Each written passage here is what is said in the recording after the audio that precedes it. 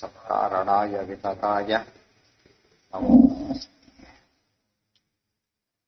ನಾರಾಯಣಂ ಸುರಗುರುಂ ಜಗದೇಕನಾಥಂ ಭಕ್ತಪ್ರಿಯಂ ಸಕಲಲೋಕನಮಸ್ಕೃತಂ ಚ ತ್ರೈಗುಣ್ಯವರ್ಜಿತಮಜಂ ಮುಖುಮಧ್ಯದೀಶಂ ವಂದೇ ಭವಘ್ನಮರಾಸುರಸಿದ್ಧ ನಾರಾಯಣಂ ನಮಸ್ಕೃತ್ಯ ನರಂ ಚೈವ ನರೋತ್ತಮಂ ದೇವೀಂ ಸರಸ್ವತೀಂ ವ್ಯಾಸಂ ತತೋ ಜಯತಿ.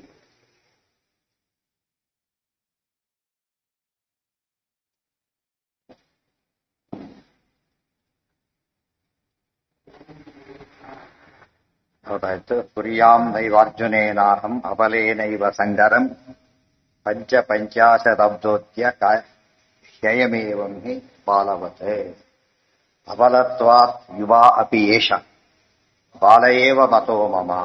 ದುರ್ಬಲನಾದ್ದರಿಂದ ನನಗಿಂತ ಜರಾಸಂಧನ ಮುಂದೆ ಬಾಲ ಅಂತ. ಉಳಿದವರಿಗೆ ಸಮರ್ಥರಾಗಿದ್ರು ಕೂಡ ಜರಾಸಂಧನ ಮುಂದೆ ಬಾಲಕ ಇದ್ದಾಯಿ. ಬಾಹುಭ್ಯಾಂ ಧನುಷಾಚೇತಿ ಅರ್ಜುನ ಹೊತ್ತಿನಲ್ಲಿ ಗುರುತರ್ಹಿ ಪರೀಕ್ಷಣಂ ಆಗಲಿ ಪರೀಕ್ಷಾಗೋಣ ಬಾ ಅಂತ ಕರೆಯಲಿಕ್ಕೆ ಹೋಗ್ಲಿಲ್ಲ. ಆದ್ರಿಂದ ಒಪ್ಕೊಂಡಾಗಾಯ್ತು. ಆತನ ಆರೋಪವನ್ನ ತಿಳ್ಕೊಂಡೇ. ಬಾಹುಭ್ಯಾಂ ಧನುಷಾಚ ಇತಿ ಭಂಕಮಾನಃ ಪರಾಜಯಂ. ಆತ ಬಾಹುಯುದ್ಧಕ್ಕೆ ಬರ್ತಾನೋ ಛಾಯಸಾದ್ರೆ ಕೊಟ್ಟಾಗಿದೆ ಈಗಾಗ್ಲೇನೆ, ಹಾಗೆ ಬೇಕಾದ್ರೆ ಬರ್ಬೋದು ಅಂತ. ಅವನು ಬಹಳ ಪ್ರಸಿದ್ಧನಾದವನು ಬಾಹುಬಲಕ್ಕೇನೆ. ಆದ್ದರಿಂದ ಅದಕ್ಕೆ ಬರ್ತಾನೋ ಧರಿಸ್ತಾನೋ ಗೊತ್ತಿಲ್ಲ. ಧರಿಸ್ತಂದ್ರೆ ಪ್ರಯತ್ನ ಮಾಡಬಹುದು, ಇದರಿಂದ ಸಾಧ್ಯ ಇಲ್ಲ ಅಂತ ಯೋಚನೆ ಮಾಡಿ ಸುಮ್ಮನೆ ಕೂತ್ಬಿಟ್ಟ. ಅಥೋ ಭೀಮೆ ಬಲಾಧಿಕ್ಯಂ ಸುಪ್ರಸಿದ್ಧ ಮಹೂನ್ಮಹತ್. ಆದ್ದರಿಂದ ಭೀಮಸೇನ ಬಗ್ಗೆ ಬಲಾಧಿಕ್ಯ ಪ್ರಸಿದ್ಧವಾಗಿ ಈಗ ಅದಕ್ಕೆ ಜರಾಸಂಧ ಒಪ್ಕೋತಾ ಇದ್ದಾನೆ. ಅಥೋ ಭೀಮೆ ಬಲಾಧಿಕ್ಯಂ ಸುಪ್ರಸಿದ್ಧಂ ಅಭೂನ್ಮಹತ್ ಏತದರ್ಥಂ ಹಿ ಕೃಷ್ಣೇನ ಸಹ ಆನೀತಃ ಸ ಫಾಲ್ಗುಣಃ. ಕೃಷ್ಣ ಅದಕ್ಕೋಸ್ಕರ ಏನ್ ಮಾಡಿದ್ದ, ಅರ್ಜುನ ಕರ್ಕೊಂಡು ಬಂದಿದ್ದ. ಜರಾಸಂಧನನ್ನ ಕೊಲ್ಲೋದಕ್ಕೆ ಉಪಯೋಗ ಬರುತ್ತೆ ಅಂತಲ್ಲ, ಆತನ ಅಹಂಕಾರವನ್ನ ಕಡಿಮೆ ಮಾಡಬೇಕು. ಅರ್ಜುನಿಗೆ ಆಗಾಗ ಅಹಂಕಾರ ಬರ್ತಿತ್ತಲ್ಲ, ಉಳಿದವರ ದೃಷ್ಟಿಯಲ್ಲಿ, ಜರಾಸಂಧನ ದೃಷ್ಟಿಯಲ್ಲಿ ಅರ್ಜುನ ದುರ್ಬಲ ಅಂತ ಗೊತ್ತಾದ್ರೆ ಆಗ ಅರ್ಜುನ ಅಹಂಕಾರ ಕಡಿಮೆಯಾಗಿ ಆತನಿಗೆ ಏನಾಗಬೇಕು, ಒಳ್ಳೆ ಸಾಧನೆ ಆಗ್ತದೆ. ಅಹಂಕಾರ ಸಾಧನೆ ನಿಂತೋಗುತ್ತೆ, ಅದಾಗಬಾರದು ಅಂತ ಹೇಳಿ. ಈಗ ಆಯ್ತು, ಅರ್ಜುನನ ಆರಿಸ್ಕೊಳ್ಳಿಲ್ಲ, ಸರಿ. ಕೃಷ್ಣನ ಯಾಕೆ ಆರಿಸ್ಕೊಳ್ಳಿಲ್ಲ ಅಂತ ಮುಂದಿನ ಪ್ರಶ್ನೆ. ಕೃಷ್ಣನ ಆರಿಸ್ಕೋಬಹುದಾಗಿತ್ತ. ಜಾನನ್ ಕೃಷ್ಣೇ ಬಲಂ ಘೋರಂ ಅವಿಷಹ್ಯಂ ಸಹ ಮಾಗತಃ ಕುತ್ಸಯನ್ ಗೋಪಃ ಇತಿ ತಂ ಭಯಾತ್ ನೈವ ಆಹ್ವಯತ್ ಪ್ರಭುಂ. ಕೃಷ್ಣನ ಬಗ್ಗೆ ಗೊತ್ತಿತ್ತು, ಭಾರಿ ಪರಾಕ್ರಮಿ, ಭಾರಿ ಬಲಶಾಲಿ ಅಂತ ಗೊತ್ತಿತ್ತು. ಯಾಕೆ 18 ಸರ್ತಿ ತಗೊಳ್ಳೋರು ಕೂಡ ಏನೇನೂ ಮಾಡ್ಲಿಕ್ಕಾಗಿಲ್ಲ ಅಂತ ಹೇಳಿದ್ರೆ ಭಾರಿ ಬಲಾಟೆ. ಸೈನ್ಯ ಸಮೇತ ಹೋದಾಗ ಎಷ್ಟು ಅವಸ್ಥೆ ಹೀಗಾಗಿದೆ. ಒಬ್ಬನೇ ಹೋಗ್ಬಿಟ್ರೆ ಒಂದೇಟಿಗೆ ಹೋಗ್ಬಿಡ್ತಾರೆ ತಿಳ್ಕೊಂಡ್ಬಿಟ್ಟು. ಅತ್ತ ಅವಿಷಹ್ಯಂ, ಸಖ್ಯ ವಿಷಹ್ಯ ಅವಿಷಹ್ಯ, ಸಹಿಸಕ್ಕೆ ಸರ್ವಾತ್ಮನ ಸಾಧ್ಯ ಇಲ್ಲ ಅಂತ ಅರ್ಥ ಮಾಡ್ಕೊಂಡು ಏನ್ ಮಾಡ್ದ ಅವನು, ಅದನ್ನು ಬಾಯ್ಬಿಟ್ಟು ಹೇಳಲಿಲ್ಲ, ಬೇರೆ ರೀತಿ ಹೇಳಿದ. ಗೋಪ ಇವನು, ನಾನು ರಾಜ, ನಾನು ಯಾರ ಜೊತೆ ಯುದ್ಧ ಮಾಡೋದಿಲ್ಲ, ಗೋಪನ ಜೊತೆಗೆ ಯುದ್ಧ ಮಾಡೋದಿಲ್ಲ ಅಂತ. ಇಷ್ಟು 18 ಸೆಟ್ ಹೋಗಿದ್ದೇನೆ, ಅದು ಆಗಿದ್ರೆ ಯುದ್ಧ ಮಾಡಿ ಆಗಿದೆ ಈಗಾಗಲೇ. ಈ ಪ್ರಿನ್ಸಿಪಲ್ ಯಾವಾಗ ಈಗಲ ಪ್ರಿನ್ಸಿಪಲ್ ಇದು. ಅದೇ ಹಿಂದೆ ಏನು ಬಂದಾಗ ಅರ್ಜುನಿಗೂ ಕರ್ಣನಿಗೂ ಯುದ್ಧ ನಡೀತು. ಯಾವಾಗ ನೆನಪಿದೆಯಾ? ಅಲ್ಲ, ಯಾವಾಗ, ಎಲ್ಲಿ?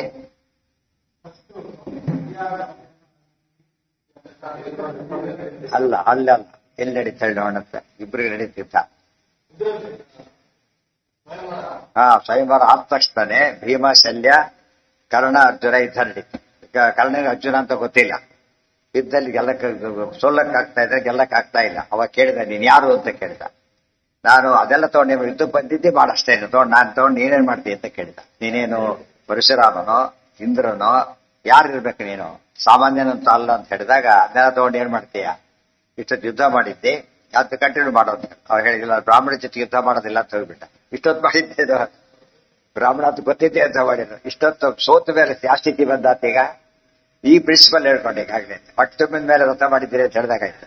ಗೊತ್ತಾಯ್ತಾ? ಮೊದಲೇ ಹೇಳಿದ್ರೆ ಸರಿ ಇದೆ, ಗುಡ್ ಯಾವ ಇದೆಲ್ಲ ಅಷ್ಟೊಬ್ಬಲ್ಲ ವ್ರತ ಮಾಡ್ತಿದ್ದೀರಾ ಅನ್ನೋದು ಅರ್ಥ. ಫಲಾರ ಬೂಸ್ಬಿಟ್ಟು ಏಕಾಚಿ ಮಾಡ್ತಿರೋದಾಗಾಯ್ತು ಅಷ್ಟೇ. ನನಗೇನು ಕೊಡ್ಬೇಡಿ, ಏಕಾಚಿ ಮಾಡ್ತಿದ್ದೀರಿ ಅಂತ ಹೇಳಿದ್ರೆ ಬರಕ್ಕಾಗಿದೆ ಈಗಾಗ್ಲೇನೆ. ಇಲ್ಲಿ ಜನ ಹೆಂಗ ಮಾಡಿದ್ದಿದೆ, ಕನ್ನಡ ಮಾಡಿದ್ದ ಹಾಗೆ ಸೇಮ್, ಇಬ್ಬರು ಸಿಮಿಲರ್ ಕೇಸ್.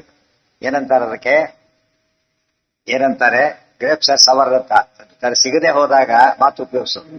ಆ ಬೇಡ ಬದಲೇ ಬಿಡ್ಬೋದಾಗಿತ್ತು. ಎಲ್ಲ ಉಪಯೋಗಿಸಿ ಸೋತಾದ ಮೇಲೆ ಮಾತಾಡ್ತಾರೆ ಅಂದ್ರೆ ಸರಿ ಇಲ್ಲ. ನೀನು ಗೋಪ ಸಿದ್ಧಕ್ಕೆ ಬರೋದಿಲ್ಲ ಅಂತ ಹೇಳಿದ ತಕ್ಷಣ ಕೃಷ್ಣ ಏನ್ ಮಾಡ್ದ? ಕುತ್ಸೆ. ಕೃಷ್ಣ ಕೇರ್ ಮಾಡ್ಲಿಲ್ಲ. ಯಾತಕ್ಕೆ? ಇದು ಭಾರಿ ಇಂಪಾರ್ಟೆಂಟ್. ಕೃಷ್ಣ ಹೇಗೆ ನಡ್ಕತ್ತ ನೋಡಿ, ಏನೋ ಗೋಪ ಅಂತ ಕರಿತೀಯ, ಯಾರಿಗೆ ಮಾಡ್ಲಿಕ್ಕೆ ಹೋಗ್ಲಿಲ್ಲ. ಈ ಕತೆ ಮುಗಿಸ್ಬಿಟ್ಟು ಬಂದಿರೋದು ಈಗಾಗಲೇ. ಅದೆಲ್ಲ ತಗೊಂಡು ಏನ್ ಮಾಡ್ಬೇಕೀಗ? ಮತ್ತೆ ಅವನು ದುಷ್ಟ, ಅವನೇನ್ ಹೇಳಿದ್ರು ಕೂಡ ಅವ್ನ ತಲೆಗೆ ಹೋಗೋದಿಲ್ಲ. ಅಂತವ್ರು ಕನ್ವಿನ್ಸ್ ಮಾಡ್ಲಿಕ್ಕೆ ಹೋಗ್ಬಾರ್ದು. ಯಾಕೆ? ಯಾವ್ದು ಪ್ರತ್ಯಕ್ಷ ಅನುಭವ ಆಗಿದ್ರು ಕೂಡ ಒಪ್ಪಕ್ಕೆ ತಯಾರಿಲ್ಲ. ಅದ್ರ ಕನ್ವಿನ್ಸ್ ಮಾಡೋದು ಅರ್ಥ ಇಲ್ಲ. ಅದ್ರ ವೈಫಲ್ಯ ಅಂತ ಕರೀತಾರೆ. ಪ್ರಶ್ನೆ ದೋಷ ಹಿ ಚತ್ವಾರ ಅಂತ ಹೇಳ್ಬೇಕಾದ್ರೆ ಎನರ್ಜಿ ವೇಸ್ಟ್ ಮಾಡಬಾರ್ದು. ಅದಕ್ಕೇನ್ ಮಾಡಿದ ಕೃಷ್ಣ? ಸರಿ ಏನ್ ಮಾಡ್ತೀವಿ ಮಾಡಿ, ಅಲ್ಲ ಭೀಮನ ಆರ್ಶೋ ನಂಗೆ ಒಳ್ಳೇದಾಯ್ತಲ್ಲ. ಭೀಮನಿಗಿಂತ ಕೃಷ್ಣ ಕೇಳ್ತಾರೆ, ಭೀಮರೇ ಒಪ್ಕೊಂಡಾಗಿದೆ.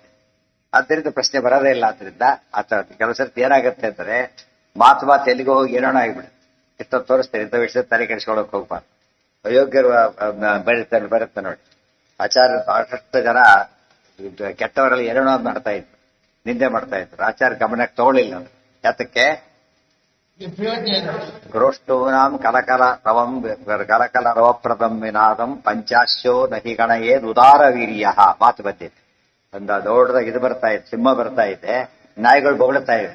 ಸಿಂಹನ ಅಟ್ಯಾಕ್ ಮಾಡಕ್ ಹೋಗಲ್ಲ. ಯಾಕೆ ಹೇಳಿದ್ರೆ ಸಂಬಂಧನೇ ಇಲ್ಲ. ಅದಕ್ಕೋದು ಇಗ್ನೋರ್ ಮಾಡ್ಬಿಡುತ್ತೆ. ಅದೇ ಆ ರೀತಿ ಇಗ್ನೋರ್ ಮಾಡ್ಬೇಕೆ ಹೊರತು ಕಂಡ್ಕೊಂಡವ್ರು ಇದಕ್ಕೆಲ್ಲ ಉತ್ತರ ಕೊಡ್ಲಕ್ಕೆ ಹೋಗ್ಬಾರ್ದು. ಯಾರು ಕಾಂಪಿಟೆಂಟ್ ಇರ್ತಾರೆ, ಒಂದು ಸಭೆಯಲ್ಲಿ ಬರ್ಲಕ್ ತಯಾರಿರ್ತಾರೆ, ಅಂಥವ್ರ ಜೊತೆ ವಾದ ಮಾಡ್ಬೇಕು ಯಾವಾಗ. ಇದು ಎಸ್ಕೇಪಿಸಮ್ ಇವ್ರದೆಲ್ಲ ಕೂಡ. ಇಂಥವ್ರು ಅವ್ರ ಮಾತಿನಲ್ಲೇ ಸೋತರು ಅಂತ ಗೊತ್ತಾಗೋದ್ರಿಂದ ಮತ್ತೆ ಏನ್ ಮಾಡ್ಬೇಕಾಗಿಲ್ಲ ಅವ್ರನ್ನ. ಅದಕ್ಕೋಸ್ಕರ ಕಾಲಹರಣ ಮಾಡಿ ಅವ್ರಿಗೆ ಅವಕಾಶ ಕೊಡಬಾರ್ದು. ಅದು ಯುದ್ಧದ ಬಗ್ಗೆ ಬಂದು ಬೇರೆ ವಾಕ್ಯಾರ್ಥ ಶುರುವಾಗ ವಿಷಯಾಂತರ ಆಗುತ್ತೆ. ವಿಷಯಾಂತರಕ್ಕೆ ಅವಕಾಶ ಕೊಡಬಾರ್ದು. ವಾಕ್ಯಾರ್ಥದಲ್ಲಿ ಹಾಗ ಯಾವ್ದೋ ವಿಷಯ ಬಂದಿದೆ, ಆ ವಿಷಯ ಬಿಟ್ಬಿಡಿ ಈ ವಿಷಯ ಮಾತಾಡೋದು ಅಂತ ಹೇಳಬೇಕು. ಹಾಗಾಗಲ್ಲ. ಶುರು ಮಾಡ್ತಾರೆ, ಎಲ್ಲ ಹೋಗಿ ಕೊನೆಗೆ ದಾರಿ ತಪ್ಪ ಹೋಗ್ತಾರೆ. ಅವಕಾಶ ಕೊಡಬಾರ್ದು. ಅದಕ್ಕೆ ನಿಜವಾದ ವಾದಗಳೇ ಅವಕಾಶ ಕೊಡಲ್ಲ. ಅದಕ್ಕೆ ಕೋರ್ಟಲ್ಲಿ ಅಬ್ಜೆಕ್ಷನ್ ಅಂತ ಹೇಳ್ತಾರೆ, ಅವನು ಇದೆಲ್ಲ ಕೇಳಬಾರ್ದು ಅಂತ ಹೇಳ್ತಾರೆ, ಎಸ್ ಅಂದ್ಬಿಡ್ತಾರೆ. ಆ ತರ ವಾದಗಳಲ್ಲೂ ಕೂಡ ಅಲ್ಲಿ ಕಂಟ್ರೋಲರ್ ಒಬ್ಬಿಲ್ಲ. ಯಾರು ಕಂಟ್ರೋಲರ್ ಇಲ್ಲ. ಜಡ್ಜ್ ಅವಾಗ ಅಬ್ಜೆಕ್ಷನ್ ಏನಂತ ಅಕ್ಸೆಪ್ಟ್ ಅಂತ ಹೇಳಿದ ತಕ್ಷಣ ಏನ್ ಮಾಡ್ತಾರೆ, ಬಂದು ಮಾತಾಡೋಗಿಲ್ಲ. ಅವನು ಮಾತಾಡಿದ್ರೆ ಅಫೆನ್ಸ್ ಆಗುತ್ತೆ. ಅಬ್ಜೆಕ್ಷನ್ ಇದೆ ಅಂದ್ರೆ ಸುಮ್ಮನೆ ಆಗ್ಬೇಕು, ಇಲ್ಲ ಅಂದ್ರೆ ಕಂಟಿನ್ಯೂ ಮಾಡಿ.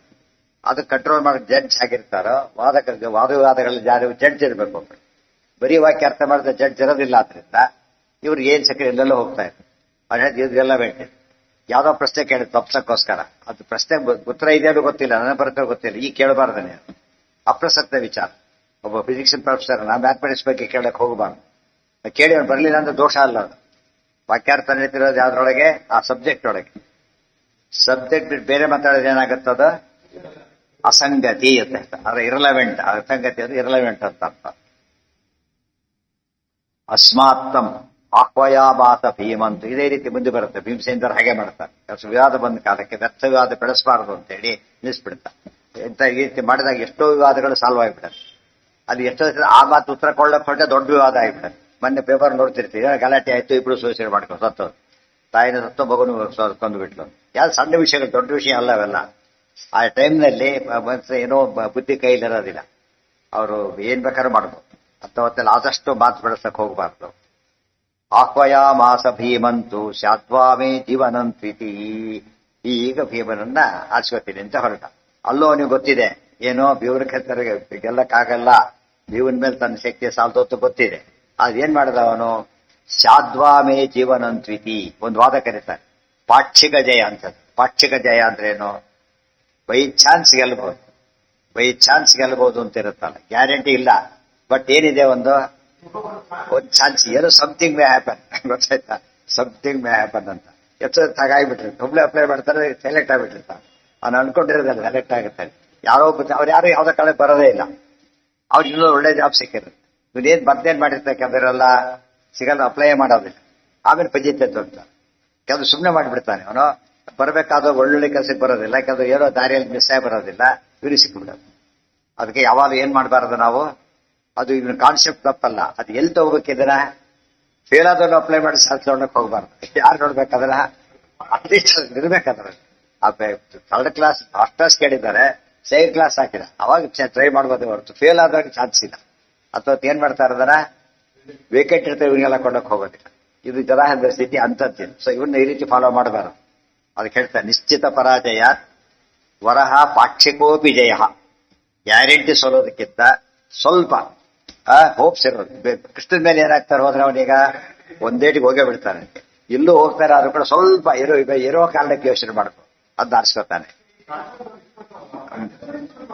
ಯಾರು ಬರೀ ಅವನ ಅದೇ ಹೇಳ್ತಾರೆ, ಅರ್ಜುನ್ ಮೇಲೆ ಬೇಡ, ಅರ್ಜುನ್ ಮೇಲೆ ಗೆದ್ರೆ ಏನಾಗುತ್ತೆ ಈಗ ಉಪಯೋಗ ಇಲ್ಲ ಅವನಿಗೆ. ವೀಕ್ ಪಾರ್ಟಿ ಮೇಲೆ ಗೆದ್ರೆ ಗೌರವ ಬರೋದಿಲ್ಲ. ಈ ದುಷ್ಟರಿಗೆ ಒಂದು ಇದಿರುತ್ತೆ, ದುರಹಂಕಾರ ಏನಂದ್ರೆ ಪ್ರೆಸ್ಟೀಜ್ ಇಶ್ಯೂ ಮಾಡ್ಕೊತಾರೆ ಅವಾಗ್ಲೂ. ಗೊತ್ತಿದೆ ಅಲ್ಲ, ಹೇಳಿದಾರ ಅರ್ಜುನ್ ಮೇಲೆ ಗೆದ್ರೆ ಅದು ಸಂತೋಷ ಕೊಡಲ್ಲ. ಯಾಕೆಂದ್ರೆ ಜನ ಏನಂತಾರೆ, ಅವನ ಮೇಲೆ ಗೆದ್ದ ಮಹಾ ವಿಷಯ ಅಂದ್ಬಿಡ್ತಾರೆ. ಕ್ರೆಡಿಟ್ ಬರೋಲ್ಲ, ಕ್ರೆಡಿಟ್ ಬರೋದಿಲ್ಲ. ಮುಂದೆ ಆಮೇಲೆ ಕಡೆ ಇವ್ರು ಕೊಲ್ಬಾರ್ದು ಅಂತ ಏನೇ ಇಲ್ಲ, ಇವ್ರು ಕೊಂದಾಗ್ತಾರೆ, ಬಿಡೋದಿಲ್ಲ. ಬರಣನೂ ಹೋಯ್ತು, ಮರ್ಯಾದೆನೂ ಹೋಯ್ತು. ದುಷ್ಟರಲ್ಲಿ ಆ ಒಂದು ಕಾನ್ಸೆಪ್ಟ್ ಇರೋದಕ್ಕೆ ನಮಗೆ ಅನುಕೂಲ ಆಗುತ್ತೆ. ಅದು ದುರಹಂಕಾರ ಅಂತೀವಲ್ಲ, ದುರಹಂಕಾರ ಯಾವ್ದು ಮಾಡುತ್ತೆ ಅಂದ್ರೆ ಎಂಥ ಪ್ರಸಂಗದಲ್ಲೂ ಕೂಡ ಅವ್ರು ಏನ್ ಮಾಡ್ತಾರೆ, ಲೋಕದ ಕೀರ್ತಿಗೆ ಇಷ್ಟಪಡ್ತಾರೋ, ಲೋಕದ ಕೀರ್ತಿಗೆ. ಜ್ಞಾನಿಗಳು ಎರಡಕ್ಕೂ ಇಷ್ಟಪಡ್ತಾರೆ. ಇದರಲ್ಲೂ ಕೀರ್ತಿ ಬರಬೇಕು, ಆಮೇಲೆ ಪರಲೋಕ ಜಯ ಆಗಬೇಕು, ಇದು ಅವ್ರದ್ದು. ಇವ್ರು ಹಾಗಲ್ಲ, ಮೀನ್ಸ್ ಅಷ್ಟೇ ಇವ್ರು ಬೇಕಾದ. ಈ ಬೇರೆ ಪ್ರಶ್ನೆ ಯೋಚನೆ ಮಾಡೋದಿಲ್ಲ. ಆ ದೃಷ್ಟಿಯಿಂದನೇ ಅದು ಯೋಚನೆ ಮಾಡ್ತಾರೆ. ಮುಂದೆ ಏನ್ ಮಾಡ್ತಾರೆ ಇಬ್ರು ಕೂಡ, ಹನಿಷ್ಯತ್ತೇವ ಮಾಂ ಕೃಷ್ಣ ಏನ ಇಲ್ಲ, ಆ ವಿಚಾರ ಬೇರೆ. ಪಾಕ್ಷಿಕ ಅಂತ, ಅದಕ್ಕೆ ಪಾಕ್ಷಿಕ ಅಂದ್ರೆ ಏನು, ವೆರಿ ವೆರಿ ಚಿನ್ನ ಹೋಪ್ಸ್ ಅಂತಾರಲ್ಲ ಆ ತರ. ಬೈ ಚಾನ್ಸ್ ಏನೋ ಆಗಿಬಿಡ್ಬೋದು, ಕೆಲಸ ಮ್ಯಾಚ್ ಸೋಲೋ ಸ್ಥಿತಿಯಲ್ಲಿ ಇರುತ್ತೆ. ಅವತ್ತೆ ಡ್ರಾ ಮಾಡಿ ಮಾಡಿ ಮಾಡಿ ಅವ್ರಿಗೆ ಅಷ್ಟು ಗೆಲ್ತೆ ಹೋದ್ರು ಕೂಡ ಡ್ರಾ ಮಾಡ್ಕೊಂಡ್ಬಿಡ್ತಾರೆ. ಆ ತರ ಆಗಿದೆ. ಟ್ರಿಪಲ್ ಸೆಂಚುರಿ ಹೊಡೆದವ್ರು ಅವರು ಆ ಟೈಮ್ನಲ್ಲಿ, ಟ್ರಿಪಲ್ ಸೆಂಚುರಿ. ಅವ್ರು ಯಾರು ಎಕ್ಸ್ಪೆಕ್ಟ್ ಮಾಡೇ ಇಲ್ಲ. ಅವಾಗ ಡ್ರಾ ಆಗಬೇಕು ಕಡೆಗೆ. ಅಕಸ್ಮಾತ್ ಬಿಟ್ಬಿಟ್ಟಿದ್ರೆ ಸೋತ್ ಬಿಡ್ತಿದ್ರು. ಸೋಲ್ಗೂ ಡ್ರಾಕ್ ತುಂಬಾ ವ್ಯತ್ಯಾಸ ಇದೆ. ಇದಕ್ಕಂತೂ ಇನ್ನು ಕೆಲಸ ಗೆದ್ದು ಬಿಡ್ತಾರೆ ಯಾವುದೋ ಕಾರಣಕ್ಕೆ. ಆ ಮಳೆಗಡೆ ಬಂತು, ಏನಾಯ್ತು ಕೌಂಟ್ ಮಾಡಿದ್ರು ಹೋಯ್ತು. ಆದ್ರೆ ಅದ್ದಲ್ಲೂ ಕೂಡ ಸ್ವಲ್ಪ ಜ್ಞಾನ ಇರಬೇಕು, ವಿವೇಕ ಇರಬೇಕು. ತೀರಾ ಅತಿ ಬಿಚಿಬೀರಿದ ಹೋಗ್ಸೋದು ಅದರಲ್ಲೇ ಇಟ್ಕೊಳಕ್ ಹೋಗ್ಬಾರ್ದು. ಬೈ ಚಾನ್ಸ್ ಆಗೋದಿರ್ಬೇಕು. ಅವ್ರಿಗೆ ಕಾರಣ ಬೈ ಚಾನ್ಸ್ ಆಗೋದು. ಬ್ರಹ್ಮದೇವ್ರ ವರ ಇದೆ, ರುದ್ರರ ವರ ಇದೆ, ಆ ವರದಿಂದ ಏನಾದ್ರು ಆದೀತು, ಆ ತರ ಯೋಚನೆ ಮಾಡ್ತಾರೆ. ತಸ್ಮಾತ್ ತಂ ಆಹ್ವಯಾಮಾಸ ವಾಸುದೇವಂ ಸಮಾಗತಃ. ಆದ್ರಿಂದಾನೆ ಹರಿಷ್ಯತ್ತೇ ಬಾಬಾ ಕೃಷ್ಣ ಒಂದು ಭೀಮಂತು ಸ್ಯಾದ್ವಯಮೇ ಜೀವನಂತಿದೆ. ಹರಿಷ್ಯತ್ತೇವ ಮಾಂ ಕೃಷ್ಣ ಇತ್ಯಾಸಿ ಕೃಪತೇರ್ಭಯಂ. ಕೃಷ್ಣ ಮಾತ್ರ ಕೊಂದೇ ಬಿಡ್ತಾನೆ ಅಂತ ಗ್ಯಾರಂಟಿ ಇತ್ತು. ಭೀಮನ ಬಗ್ಗೆ ಸ್ವಲ್ಪ ಹೋಪ್ಸಿತ್ತು. ಅರ್ಜುನ ಬಗ್ಗೆ ಗೆದ್ರೂ ಉಪಯೋಗ ಇಲ್ಲ ಅಂತ ಗೊತ್ತಿತ್ತು. ಆದ್ರಿಂದಾಗಿನೇ ಅರ್ಜುನೇತು ಜಿತೆ ಕೃಷ್ಣ ಭೀಮೋ ಮಾಂ ನಿಹನಿಷ್ಯತಃ ತ್ರಯಾಣಾಂ ದುರ್ಬಲಾಹ್ವಾನಾತ್ ನಶ್ಯೇತ್ ಕೀರ್ತಿಶ್ಚ ಮೇ ಧ್ರುವಂ. ಆದ್ರೆ ಹೇಳ್ತಾರೆ, ಅರ್ಜುನೇತು ಜಿತೆ ಕೃಷ್ಣ ಭೀಮೋ ಮಾಂ ನಿಹನಿಷ್ಯತಃ. ಅರ್ಜುನ ಅಕಸ್ಮಾತ್ ನಾನು ಗೆದ್ರು ಕೂಡ ಕೃಷ್ಣ ಭೀಮರ ಆಮೇಲೆ ಬಿಡೋದಿಲ್ಲ, ಹೊಡೆದಾಗ್ತಾ. ಆಮೇಲೆ ಯುದ್ಧ ಅಷ್ಟು ಹೇಳಿದ್ದಾರೆ ಹೊರತು ಮುಂದಿನ ಹೇಳಿಲ್ಲ. ಅವ್ರು ಆಮೇಲೆ ಹೊಡೆದಾಕ್ ಬರೋದು ಅಂತೇನು ಇಲ್ಲ. ಅವಾಗ ಇಬ್ಬರೇ ಇರ್ತಾರೆ, ಯಾರು ರಾಸ್ಕೊಂಡ್ರು ಹೋಗೋ ಚಾನ್ಸ್ ಇದೆ. ಈಗಲೇ ಸ್ವಲ್ಪ ಟ್ರೈ ಮಾಡಿದ್ರೆ ಮರ್ಯಾದೆ ಆದ್ರೂ ಉಳಿಯುತ್ತೆ ಅನ್ಕೊಂಡ. ಇಷ್ಟೊತ್ತು ಹೇಳಿದ್ದೇನೆ, ಈಗ ಒಂದೇಟಿಗೆ ಹೊಡೆದಾಗ್ತಾರೆ ಕೃಷ್ಣ ಅಂತ ಹೇಳಿ. ಅರ್ಥ ಆಯ್ತಾ? ಈಗ ಯಾವಾಗಲೂ ಕೂಡ ಬ್ರಿಕ್ ಹೊಡಿಬೇಕು, ಕಲ್ಲು ಹೊಡಿಬೇಕು. ಬ್ರಿಕ್ ಹೊಡಿಬೇಕು, ಕಲ್ಲು ಹೊಡಿಬೇಕು. ಬ್ರಿಕ್ ಹೊಡಿಯೋ ಚಾನ್ಸ್ ಇದೆ ಇಲ್ಲ, ಕಲ್ಲು ಹೊಡಿಯೋ ಚಾನ್ಸ್ ಇಲ್ಲ. ಅವಾಗ ಗೊತ್ತಿದ್ರೆ ಏನು ಹೊಡೆಯೋದಿಲ್ಲ. ಅದಕ್ಕೇನ್ ಮಾಡಿದ್ರೆ ಕಲ್ಲು ಹೊಡಿಯೋಕೆ ಬ್ರಿಕ್ಸ್ ಟ್ರೈ ಮಾಡೋದು ಆಸೆ. ಬಟ್ ಅದು ಎಂತ ಬಿ ಕಲ್ಲು ಸ್ಟೋನ್ ಬ್ರಿಕ್ ಅದು ಗೊತ್ತಿಲ್ಲ ಅವರಿಗೆ. ಬೈ ಚಾನ್ಸ್ ಆದ್ರಾಗ್ಲಿ ಅಂತ ಹೊಡ್ಕೊಂಡು ಪ್ರಯಾಣ ದುರ್ಬಲಾಹ್ವಾನ ತಸ್ಯೇತ್ ಕೀರ್ತಿಶ್ಚ ಮೇ ಧ್ರುವಂ. ನನ್ನ ಕೀರ್ತಿ ಹೋಗ್ಬಿಡುತ್ತೆ. ದುರ್ಯೋಧನಾದಿಗಳು ಇವತ್ತು ಕೀರ್ತಿ ಆದ್ರೆ ಅವ್ರ ಕೀರ್ತಿ ಅಂತ ಭ್ರಮೆ ಇರುತ್ತೆ. ಅದನ್ನ ಆದಿ ಯೋಚನೆ ಮಾಡಿ ಇತಿ ಮತ್ವ ಆಹ್ವಯಾಮಾಸ ಭೀಮಸೇನಂ ಸಮಾಗತಃ. ಇಷ್ಟೆಲ್ಲ ಯೋಚನೆ ಮಾಡಿ ಭೀಮಸೇನರನ್ನ ಆಹ್ವಾನ ಮಾಡಿದ ಜರಾಸಂಧ. ಕೃಷ್ಣನ ಮಾಡಲಿಲ್ಲ, ಅರ್ಜುನನ್ನು ಮಾಡದೇ ಇಲ್ಲ, ಕಾರಣ ಕೊಟ್ಟು.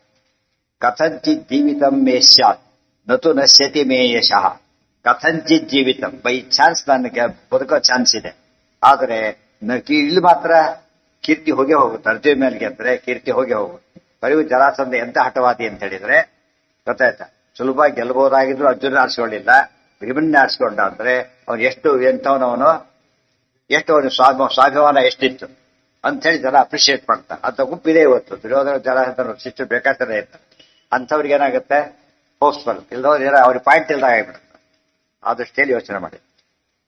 ಇತಿ ಸ್ವ ಭೀಮಂ ಪ್ರತಿಯೋಧನಾಯ ಸಂಗೃಹ್ಯ ರಾಜ ಸ ಜರಾಸುತೋ ಬಲಿ ರಾಜ್ಯೇ ನಿಜಂ ಚಾತ್ಮಜಮಭ್ಯಷಿಂಚತ್ ಪುರಾಖ್ಯಾತಂ ಪತ್ರ ತಾಪಾಖ್ಯ ರುದ್ರಂ. ಇತಿ ಸ್ವ ಭೀಮಂ ಪ್ರತಿಯೋಧನಾಯ ಸಂಗೃಹ್ಯ ರಾಜ ಸಹ ಜರಾಸುತಃ ಬಲಿ ರಾಜ್ಯೇ ನಿಜಂ ಆತ್ಮಜಂ ಅಭ್ಯಷಿಂಚತ್ ಪುರಾಖ್ಯಾತಂ ಪತ್ರ ತಾಪಾಖ್ಯ ರುದ್ರಂ. ಇತಿ ಸ್ವ ಭೀಮಂ ಪ್ರತಿಯೋಧನಾಯ ಸಂಗೃಹ್ಯ ಹೀಗೆ ಯೋಚನೆ ಮಾಡಿ ಆ ಜರಾಸಂಧ ಭೀಮನ ಜೊತೆ ಯುದ್ಧಕ್ಕೋಸ್ಕರ ತಯಾರಾದ. ಸ ಜರಾಸುತೋ ಬಲಿ, ಬಲಿಷ್ಠರಾದ ಜರಾಸಂಧ ಆ ಕೆಲಸವನ್ನು ಮಾಡಿದ. ರಾಜ್ಯೇ ನಿಜಂಚ ಆತ್ಮಜಂ ಅಭ್ಯಷಿಂಚ, ತನ್ನ ಉತ್ತರಾಧಿಕಾರಿಯನ್ನಾಗಿ ಮಗನಿಗೆ ಪಟ್ಟಾಭಿಷೇಕ ಮಾಡಿಬಿಟ್ಟ. ಗೊತ್ತಾಯ್ತಾ? ಇನ್ಶೂರ್ ಮಾಡಿ ಪ್ಲೇನ್ ಹತ್ತಿದ್ರೆ ರಿಸ್ಕ್ ಬೇಡ ಅಂತಾರಲ್ಲ ಆ ತರ. ಅವ್ನಿಗೆ ಅಂದ್ರೆ ಸಾಯೋ ಚಾನ್ಸಸ್ ಜಾಸ್ತಿ ಅಂತ ಅವ್ರಿಗೆ ಗೊತ್ತೀಗ. ಅದಕ್ಕೋಸ್ಕರ ಏನ್ ಮಾಡ್ದ, ಸರೆಂಡರ್ ಆಗ್ಲಿಲ್ಲ. ಇನ್ನೊಂದು ಪಾಯಿಂಟ್ ಸರೆಂಡರ್ ಆಗ್ಲಿಲ್ಲ. ವಿಭೀಷಣ ಪಕ್ಷಾಂತರ ಮಾಡಿ ಉಳ್ಕೊಂಡ್ಬಿಟ್ಟ ಆ ಕಡೆಗೆ. ಯೂತ್ಸ್ ಚೇಂಜ್ ಮಾಡಿದೆ ಈ ಕಡೆಗೆ. ಆ ರೀತಿ ಮಾಡೋದಿಲ್ಲ ಇವರು. ಯಾಕೆ ಎಂತ ಪ್ರಸಂಗ ಬಂದ್ರೆ ಏನ್ ಮಾಡ್ತಾರ ಅವರು, ಅತಿ ಸಜ್ಜನ ಏನ್ ಮಾಡಿದ್ರು ದುಷ್ಟಪಕ್ಷಕ್ಕೆ ಹೋಗೋದಿಲ್ಲ. ಬೈ ಚಾನ್ಸ್ ಅವ್ರು ವಾಪಸ್ ಬಂದ್ಬಿಡ್ತಾರೆ. ದುಷ್ಟ ಒಂದ್ ಚಾನ್ಸ್ ಇದೆ, ಆದ್ರೆ ದುಷ್ಟ ಮಾತ್ರ ಏನಾಗೋದಿಲ್ಲ, ಅಪ್ಪಿತಪ್ಪಿನೂ ಆಗೋದಿಲ್ಲ. ಅಪ್ಪಿತಪ್ಪಿನೂ ಒಳ್ಳೆ ಪಕ್ಷ ಹಿಡಿಯೋದಿಲ್ಲ. ಯಾಕಂದ್ರೆ ಅವ್ರು ಅದನ್ನೇ ಪ್ರೆಸ್ಟೇಜ್ ಮಾಡ್ಕೊಂಡಿರ್ತಾರೆ. ಸ್ವಾರಸ್ಯ ಇದೆ. ಭೀಷ್ಮಾದಿಗಳು ತುಂಬಾ ಯೋಗ್ಯರು, ಕೆಟ್ಟ ಪಕ್ಷಕ್ಕೆ ಹೋದ್ರು. ಆದ್ರೆ ಮುಂದೆ ಸದ್ಯತೆಗೆ ಅನುಕೂಲ ಮಾಡ್ಕೊಂಡ್ರು, ತಪ್ಪಲಿಲ್ಲ. ಆದ್ರೆ ದುಷ್ಟರು ಎಂದೂ ಕೂಡ ಯಾವ್ದಕ್ ಬರಲ್ಲ, ಯಾವಾಗಲೂ ಕೂಡ ಅಪ್ಪಿತಪ್ಪೇನು ಕೂಡ ಮಾಡೋದಿಲ್ಲ. ಇದು ಬಹಳ ಇಂಪಾರ್ಟೆಂಟ್. ಆ ದೃಷ್ಟಿಯಲ್ಲಿ ಇವತ್ತು ಫಾಲಿಡಲ್ಲಿ ಏನ್ ಮಾಡಿದ್ರು ಏನು ರುಚಿ ಟೇಸ್ಟು ಒಳ್ಳೇದಾಗ ಚಾನ್ಸಸ್ ಇಲ್ಲೇ ಇಲ್ಲ. ಆದ್ರೆ ಹಾಲು ಹುಳಿ ಗಿಳಿಯಾಗಿ ಏನ್ ಮಾಡೋದು, ಕೊನೆ ಪಕ್ಷ ಮೊಸರಿಸರು ಏನೋ ಚೇಂಜಸ್ ಮಾಡ್ಕೋಬಹುದು. ಅದಕ್ಕೆ ಕೆಪ್ಪ ಹಾಕಿದ್ರು ಏನ್ ಹಾಕಿದ್ರು ಫಾಲಿಡನ್ ಏನಾಗಿರುತ್ತದ, ಸ್ಮಾಲ್ ಗೇಟ ಏನೇ ಆಗಿರ್ಲಿಲ್ಲ, ಪ್ರಾಣ ತೆಗೆಯದೆ.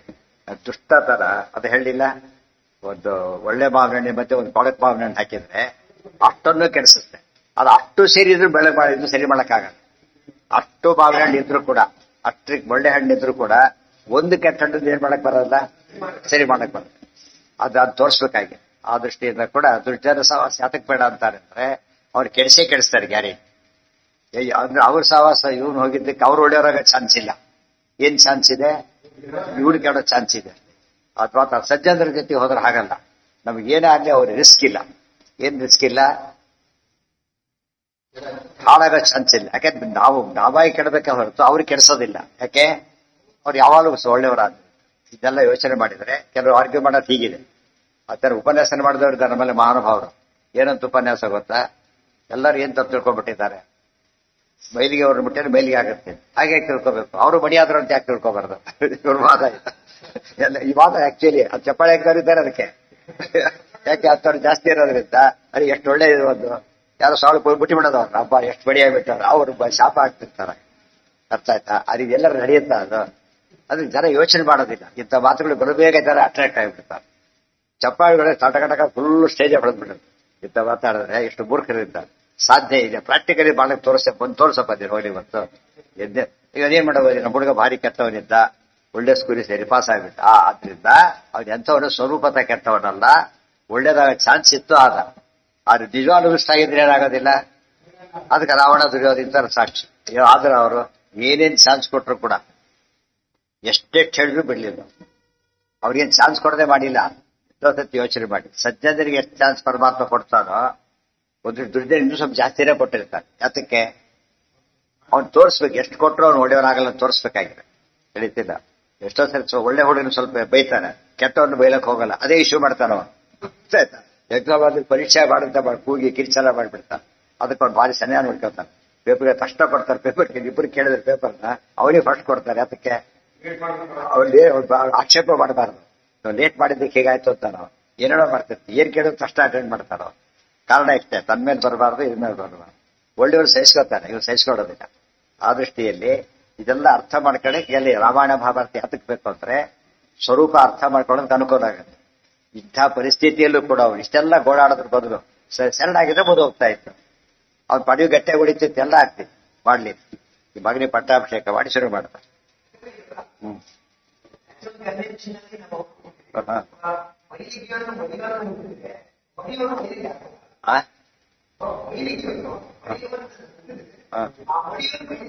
ಇವನು ಮಡಿಯಾದ್ನ ನಮ್ ಪ್ರಶ್ನೆ ಇರೋದು ಇವನು ಮರ್ಯಾದ ಬಿಟ್ಟು ಇವನು ಮಡಿಯಾದ್ನ ಫಸ್ಟ್ ಹೇಳುದು. ನೆಗೆಟಿವ್ ಪವರ್ ಯಾವಾಗಲೂ ಥ್ರೆಟ್ ನೆನ್ಪಿಟ್ಕೊಳ್ಳಿ. ಅದಕ್ಕೆ ಹೊಸವತಿಯ ಮೇಲಿನ ಅವಸರದಾರೇ ಬಹಳ. ಅವ್ರ ಕ್ವಾಂಟಿಟಿನೂ ಜಾಸ್ತಿ, ಅವರು ಎಫೆಕ್ಟ್ ಜಾಸ್ತಿ, ದುಷ್ಟರ ಎಫೆಕ್ಟ್ ಬಹಳ ಜಾಸ್ತಿ. ಆದ್ರಿಂದ ಇವಿಲ್ ಫೋರ್ಸ್ ಫೈಟ್ ಮಾಡೋದಿದೆಯಲ್ಲ, ಅದು ಸುಲಭ ಸಂಗತಿ ಅಲ್ಲ. ಯಾವಾಗಲೂ ಅಷ್ಟೇ, ಇವಿಲ್ ಫೋರ್ಸಸ್ ಯಾವಾಗಲೂ ಗೆಲ್ಲುತ್ತೆ. ಪ್ರೊವೈಡೆಡ್ ಅವರಿಗೆ ಅಬ್ಜೆಕ್ಷನ್ ಬರಬಾರ್ದು. ಈ ಕಡೆ ಇದ್ದಾಗ ಮಾತ್ರ ಯಾರು ಇಬ್ಬರೇ ಹರಿವಾಯಿಗಳು ಇಬ್ಬರೇನೆ. ಎಂಥ ಇವಿಲ್ ಫೋರ್ಸ್ ಬಂದ್ರು ಕೂಡ ಗೆಲ್ಲ ಶಕ್ತಿ ಇರೋದು ಅವ್ರಿಬ್ಬರಿಗೆ ಮಾತ್ರ. ಗೊತ್ತಾಯ್ತಾ? ಈ ಉಳಿದ ದೇವತೆಗಳಿಗೂ ಏನಿಲ್ಲ, ಅಸಹ್ಯಕ್ಕೆ ಒಳಗಾಗ್ಬಿಡ್ತ. ಇದು ಅರ್ಥ ಮಾಡ್ಕೊಂಡ್ರೆ ನಾವು ರಿಸ್ಕ್ ತೊಗೊಳಕ್ ಹೋಗ್ಬಾರ್ದು. ನಾವು ಹರಿನೋ ವಾಯುನೋ ಇರ್ಬೋದು ಅಂತ ತಿಳ್ಕೊಂಡು ಹೋಗ್ಬಾರ್ದು ಇವತ್ತೆ, ಗೊತ್ತಾಯ್ತಾ? ಅವ್ರು ಅಲ್ಲ ಅಂತ ತಿಳ್ಕೊಂಡೇ ಹೋಗ್ಬೇಕು, ಅಲ್ಲ ಗ್ಯಾರಂಟಿ ಅಲ್ಲ ಅಂಬೋದು. ಆ ರಿಸ್ಕ್ ಅವರಿಬ್ಬರಿಗೆ ಸಾಧ್ಯ ಆದ್ರಿಂದ ಎದ್ದು ಮಾಡಿ. ಸೂರ್ಯ ಚಂದ್ರ ಇಬ್ಬರಿದ್ದಾರೆ. ಬೆಳಕು ಕೊಡೋ ಶಕ್ತಿ ಇರೋದು ಎಲ್ಲಿ? ಜಗತ್ತಿಗೆ ಕೊಡೋ ಶಕ್ತಿ ಇರೋದು ಯಾರಿಗೆ? ಇವರಿಬ್ಬರಿಗೆ. ಅದರಲ್ಲೂ ಸೂರ್ಯನ ನಂಬರ್ 1. ನಾವು ಮೇಣದ ಬತ್ತಿ ನಾವು ಜಾಸ್ತಿ ಹಚ್ಚಿ ಟ್ರೈ ಮಾಡ್ತೀವಿ ಅಂತ ಹೋಗ್ಬಾರ್ದು. ಹೆಚ್ಚೆಚ್ಚಿದ್ರು ಕೂಡ ಏನಾಗೋದಿಲ್ಲ. ಅದಕ್ಕೆ ಹೇಳ್ತಾರೆ, ಒಂದು ಬಾವಿ ಇದೆ, ಬಾವಿ ತುಂಬಾ ಉಪ್ಪಿದೆ, ಏನೋ ಭಾರಿ ಕಷ್ಟಪಟ್ಟು ಒಂದು ಚಿಕ್ಕ ಟನ್ಗಟ್ಟಲೆ ಬೆಲ್ಲ ಹಾಕಿ ಏನ್ ಮಾಡ್ಬೋದು ಸ್ವಲ್ಪ. ಆದ್ರೆ ಸಮುದ್ರ ಮಾಡ್ಲಿಕ್ಕಾಗತ್ತಾ? ಸಮುದ್ರ ಎಷ್ಟಾಗಿರಿ ಏನಾಗುತ್ತೆ? ಉಪ್ಪು ಸಕ್ಕರೆ ಹೋಗುತ್ತೆ ಹೊರತು ಏನಾಗಲ್ಲ. ಅದು ಚೆಂದ ವ್ಯರ್ಥ ಪ್ರಯತ್ನ ಅಂತ ಕರೀತಾರೆ. ವ್ಯರ್ಥ ಪ್ರಯತ್ನ ಇದು ಹಾಗಲ್ಲ. ಮಹಾಪ್ರಯತ್ನ ಮಾಡಿದ್ರೆ ಏನ್ ಮಾಡ್ಬೋದು? ಇವನ್ನ ಮಹಾಪ್ರಯತ್ನ ಮಾಡಿದ್ರೆ ಸಣ್ಣದಿದ್ರೆ ಚೇಂಜ್ ಮಾಡ್ಬೋದು. ಅರ್ಥ ಆಯ್ತಾ? ಸಾರಿಗೆ ಉಪ್ಪು ಹೆಚ್ಚು ಕಡಿಮೆ ಅಡ್ಜಸ್ಟ್ ಮಾಡ್ಬೋದು. ಅಲ್ಲಿ ಅಡ್ಜಸ್ಟ್ ಮಾಡಕ್ಕಾಗತ್ತಾ? ಸಾಧ್ಯ. ಅದಕ್ಕೆ ನಾವು ಸಿಕ್ಬಿಟ್ಟವ್ರು ಬೇರೆ, ದೊಡ್ಡವ್ರು ಬೇರೆ. ಒಟ್ಟು ಎಷ್ಟು ಫೈಟ್ ವಿಚಾರ ಮಾಡಿದಾಗ ನಮ್ಗೆ ಗೊತ್ತಾಗೋ ಮೆಸೇಜ್ ಏನು ಅಂದ್ರೆ, ಈವಿಲ್ ಫೋರ್ಸಸ್ ಯಾವಾಗಲೂ ಡಾಮಿನೇಟ್ ಆಗಿ. ಅದು ವೆರಿ ಇಂಪಾರ್ಟೆಂಟ್. ಸಜ್ಜರು ತುಂಬಾ ಒಬ್ಬ ಗುಂಡ ಬರ್ತಾರೆ, ಎಲ್ಲರೂ ಏನ್ ಮಾಡ್ತಾರೆ? ಹಳೆ ಬರ್ತಾರೆ, ದರಿದ್ರ ಸಹವಾಸ ಬೇಡ ಅಂತ ಹೇಳಿ. ಹಾಗೆ ಆ ತರ. ಆಗ ಒಬ್ಬ ಸಜ್ಜರ ಬಂದ್ರೆ ಗುಂಡಗಳು ಸರಿ ಹೋಗ್ತಾರೆ ಅಂತೇನೇ ಇಲ್ಲ. ಈ ಮಾತಿನೊಳಗೆ ನಾವು ಈವಿಲ್ ಫೋರ್ಸಸ್ ಬಗ್ಗೆ ತುಂಬಾ ಗಮನ ಕೊಡೋದು. ಯಾವ ಕಾಲಕ್ಕೂ ಏನ್ ಮಾಡಬಾರ್ದು, ಅದ್ರ ಬಗ್ಗೆ ಲೈಟ ತಗೊಳಕ್ ಹೋಗ್ಬಾರ್ದು. ಇಲ್ಲ ದೂರ ಇರಬೇಕು, ಇಲ್ಲ ಕೊಲ್ಲೋ ಶಕ್ತಿ ಇರಬೇಕು. ಕೊಲ್ಲೋ ಶಕ್ತಿ ಇದ್ರೆ ಇಬ್ಬರು ಹರಿವಾಯುಗಳ ಅನುಗ್ರಹ ಇರಬೇಕು. ಆ ತರ ಇವ್ ಶಕ್ತಿ ಪಡೆದಿರ್ಬೇಕು, ಇಲ್ದವರ ಸಾಧ್ಯ. ಏನ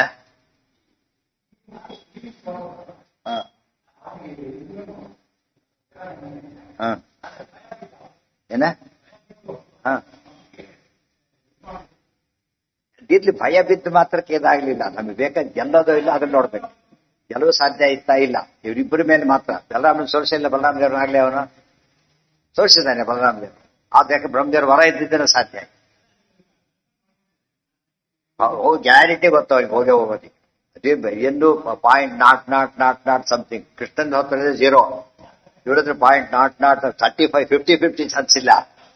50-50 ಚಾನ್ಸ್ ತಗೊಂಡಿಲ್ಲ ಅವನೀಗ. ಎಲ್ಲೋ .1111 ಆ ತರ ಇಟ್ಕೊಂಡ್ಬಿಟ್ಟು ಆ ತರ ಟ್ರೈ ಮಾಡ್ತಿದ್ದ. ಅದು ಹುಬ್ಬುತ್ತಾರ. ಬಲಂ ಭೀಮೆ ಮನ್ಯಮಾನೋ ಅಧಿಕಂತು ಗದಾ ಶಿಕ್ಷಾ ಮಾತ್ಮನಿ. ಇದರಿಂದ ಪತ್ರತಾಪ ರುದ್ರ ಸಹದೇವ ಯಜ್ಞ. ಆದ್ರೆ ಪಾಂಡವರ ಸಹದೇವ ಬೇರೆ, ಈ ಸಹದೇವ ಬೇರೆ. ಸೊ ಒಂದೇ ಕಾಲಕ್ಕೆ ಒಂದೇ ವ್ಯವಸ್ಥೆಯವರು ಅನೇಕರು ಇರಬಹುದು. ಗೊತ್ತಾಯ್ತಾ? ಬಾಣಾಸುರ ಇದ್ದಾರೆ, ಬಲಿ ಹಾಗಿದ್ದಾರೆ. ಅದೇ ರೀತಿ ಬ್ರಹ್ಮ, ಜೀವನಿಗೂ ಬ್ರಹ್ಮ, ಪರಮಾತ್ಮನಿಗೂ ಬ್ರಹ್ಮ ಅಂತ ಹೆಸರಿದೆ. ಜೀವ ಬ್ರಹ್ಮ ಅಂತ ಹೆಸರಿಟ್ಕೊಂಡು ಮಾತ್ರಕ್ಕೆ ಏನಾಗೋದಿಲ್ಲ, ಬ್ರಹ್ಮನಾಗಿಬಿಡೋದಿಲ್ಲ. ಹೆಸರು ಮಾತ್ರ ಅಷ್ಟೇ. ಆ ಅರ್ಥದಲ್ಲಿ ನಾಮಸಾಮ್ಯ ಅನ್ನೋದು ಯಾವ ಕಾಲಕ್ಕೂ ಅಲೌಟ್. ಆದ್ರೆ ವಸ್ತುತ ವ್ಯಕ್ತಿ ಸಹ ಇದಿಲ್ಲ. ವ್ಯಕ್ತಿ ಐಡೆಂಟಿಟಿ ಬರಲಿಕ್ಕೆ ಸಾಧ್ಯ ಇಲ್ಲ ಹೆಸರಿಟ್ಕೊಂಡು ಮಾತ್ರಕ್ಕೆ. ಅದ್ಯಾರು? ಪತ್ರತಾಪಾಖ್ಯ ರುದ್ರ. ಏಕಾದಶ ರುದ್ರರಲ್ಲಿ ಪತ್ರತಾಪ ಅಂತ ಒಬ್ಬ ರುದ್ರನೇ ಇಲ್ಲ. ಇಲ್ಲೊಂದು ಸ್ವಾರಸ್ಯ ಇದೆ. ಈ ರುದ್ರ ಅಲ್ಲಿ ಅವತಾರ ಮಾಡಿ ಆಗಿದೆ ಒಬ್ಬನಾಗಿ. ಯಾರು ಗೊತ್ತಾ? ನೆನಪಿರ್ಬೇಕವಲ್ಲ, ಮರಿಬಾರ್ದು. ಅಂಶಾವತಾರದಲ್ಲಿ ಹೇಳಿದ್ದಾರೆ ಪತ್ರತಾಪ ಹುಟ್ಟಿಯಾಗಿದೆ ಈಗಾಗಲೇ. ಯಾರಾಗಿ ಹುಟ್ಟಿದ್ದ ನೆನಪಿದ್ಯಾ? ಮರಿಬಾರ್ದು. ಹಿಂದಿನೆಲ್ಲ ಜ್ಞಾಪಕ ಇದ್ರೆ ಆಗ ತಕ್ಷಣ ಅದು ಬರುತ್ತೆ. ಉಪಯೋಗ ಏನು ಯಾತಕ್ಕೆ ಹೇಳಿ ಸ್ವಾರಸ್ಯ ಗೊತ್ತಾಗ ಚಾನ್ಸ್ ಇಲ್ಲ. ನೆನಪಾಗ ಚಾನ್ಸ್ ಇಲ್ಲ. ಸೋಮದತ್ತ ಇದ್ದಾನಲ್ಲ, ಬಾಲ್ಯಕ ರಾಜ ಪ್ರಹ್ಲಾದ ಅಂತ. ಸೋಮದತ್ತ ಪತ್ರತಾಪ ರುದ್ರ. ಆತನ ಮಕ್ಕಳು ಭೂರಿ ಶ್ರವಸಲ್ಲ, ಅವರು ಬೇರೆ ಬೇರೆ ಇದ್ರು. ಆ ಸೋಮದತ್ತ ಹುಟ್ಟಿದ್ದಾರೆ, ಇಲ್ಲಿ ಮತ್ತೆ ಹುಟ್ಟುತ್ತಾನೆ. ಸೊ 2 ರೂಪದಲ್ಲಿ ಇದ್ದಾರು. ದ್ರೋಣರು ಅವರೆಲ್ಲ ಸರಿನೇ. ಅಲ್ಲಿ ಬೃಹಸ್ಪತಿ ಇಲ್ಲಿ, ಅಧ್ವವ ಬೃಹಸ್ಪತಿ ಅಲ್ಲಿ. ಅದು 2 ರೂಪ ಇದೆ ಅವರಿಗೆಲ್ಲ ಕೂಡ. ಬಟ್ ಇದರ ಸ್ಪೆಷಾಲಿಟಿ ಏನು ಅಂದ್ರೆ ಬಹಳ ಸ್ಪೆಷಲ್ ಇಲ್ಲ. ಸೋಮದತ್ತರಾಗಿ ಕೌರವ್ರ ಕಡೆ ಇದ್ದಾರೆ, ಈ ಕಡೆಯಾಗಿ ಸಾರಿ ಈ ಕಡೆ ಬರ್ತಾರೆ ಪಾಂಡವ್ರ ಕಡೆ. ಎರಡು ಪಕ್ಷದಿಂದ ಒಬ್ಬರೇ ಬೇರೆ ಸಾಧ್ಯ. ಎರಡರಲ್ಲೂ ಇದ್ದಾರೆ. ಆಶ್ಚರ್ಯ, ಸೋಮದತ್ತರಾಗಿ ಅಲ್ಲಿ ಸಾಯ್ದು ಇಲ್ಲೂ ಸಾಯ್ತಾರೆ, ಎರಡರಲ್ಲೂ ಸಾಯ್ತಾರೆ. 2 ಪಕ್ಷದಲ್ಲೂ ಗೆಲುವಿಲ್ಲ. ಆದ್ರೆ ಪಾಂಡವರ ಕಡೆ ಪಕ್ಷದಲ್ಲಿ ಇದ್ದಿದ್ದರಿಂದ ಸದ್ಗತಿ ಸಾಧ್ಯ ಆಯ್ತು. ಅದರಿಂದ ಏನಾಯ್ತು, ಇಲ್ಲಿ ಸೇರಿದ ಪಾಪ ಕುಡಿಯ ಮುಂದೆ ಸದ್ಗತಿಗೂ ಕಾರಣ ಆಯ್ತು. ಇದೊಂದೇ ಕೇಸ್ ಇದು. ಒಬ್ಬನೇ ವ್ಯಕ್ತಿ 2 ಕಡೆಯಿಂದ ವಿಚಿತ್ರ ಕೇಸ್ ಇದು. ಅದೆಲ್ಲ ಕಂಪೇರ್ ಮಾಡಿದಾಗ ಯಾವ್ಯಾವ ರೀತಿ ನಡಿಬಹುದು ದೇವರ ಸೃಷ್ಟಿ ಎಷ್ಟು ವಿಚಿತ್ರ ಅಂತ ಗೊತ್ತಾಗ. 2 ರೂಪ ಇದ್ದಾಗ ಈ ರೀತಿ ಮಾಡೋದು ಸಾಧ್ಯ ಇದೆಯಾ? ಒಂದು ಜನರಲಿ ಸಾಧ್ಯ ಇಲ್ಲ. ಎಕ್ಸೆಪ್ಷನ್ ಇದೆಯಲ್ಲ, ಅದಕ್ಕೆ ಕಾರಣ. ಹೇಳ್ತಿರೋದೇನೀಗ ಅದೇ ತಾನೇ ಹೇಳ್ತಿರೋದೀಗ. ಉದ್ಧವ ದ್ರೋಣಾಚಾರ್ಯ ಹಾಗೆ ಇದ್ದಾರೆ, ಧರ್ಮರಾಜ ವಿದುರ ಜಾಂಬವಂತ 3 ರೂಪ ಇದೆ ಆತನಿಗೆ. ಯಾಕೆ ಇರಬಾರ್ದು? ಇರ್ಬೋದು, ಏನು ತಪ್ಪಿಲ್ಲ. ಬಲಂ ಭೀಮೇ ಮನ್ಯಮಾನೋ ಅಧಿಕಂತೂ ಗದಾ ಶಿಕ್ಷಾಮಾತ್ಮನಿ ಜಾತಿಕಾಂ ನೃಪಃ ಭೀತೋ ನಿಯುದ್ಧೇ ಅಸ್ಯ ದದೌ ಗದಾಂಸ ಭೀಮಾಯ ಮಾನ್ಯಾಂ ಚಾನ್ಯಾಂ ಸ್ವಯಮಗ್ರಹೀದ್ಬಲಿ. ಬಲಂ ಭೀಮೇ ಮನ್ಯಮಾನ ಅಧಿಕಂ ಬಲಂ ಬಡಿತಾ ಸೂಕ್ತ.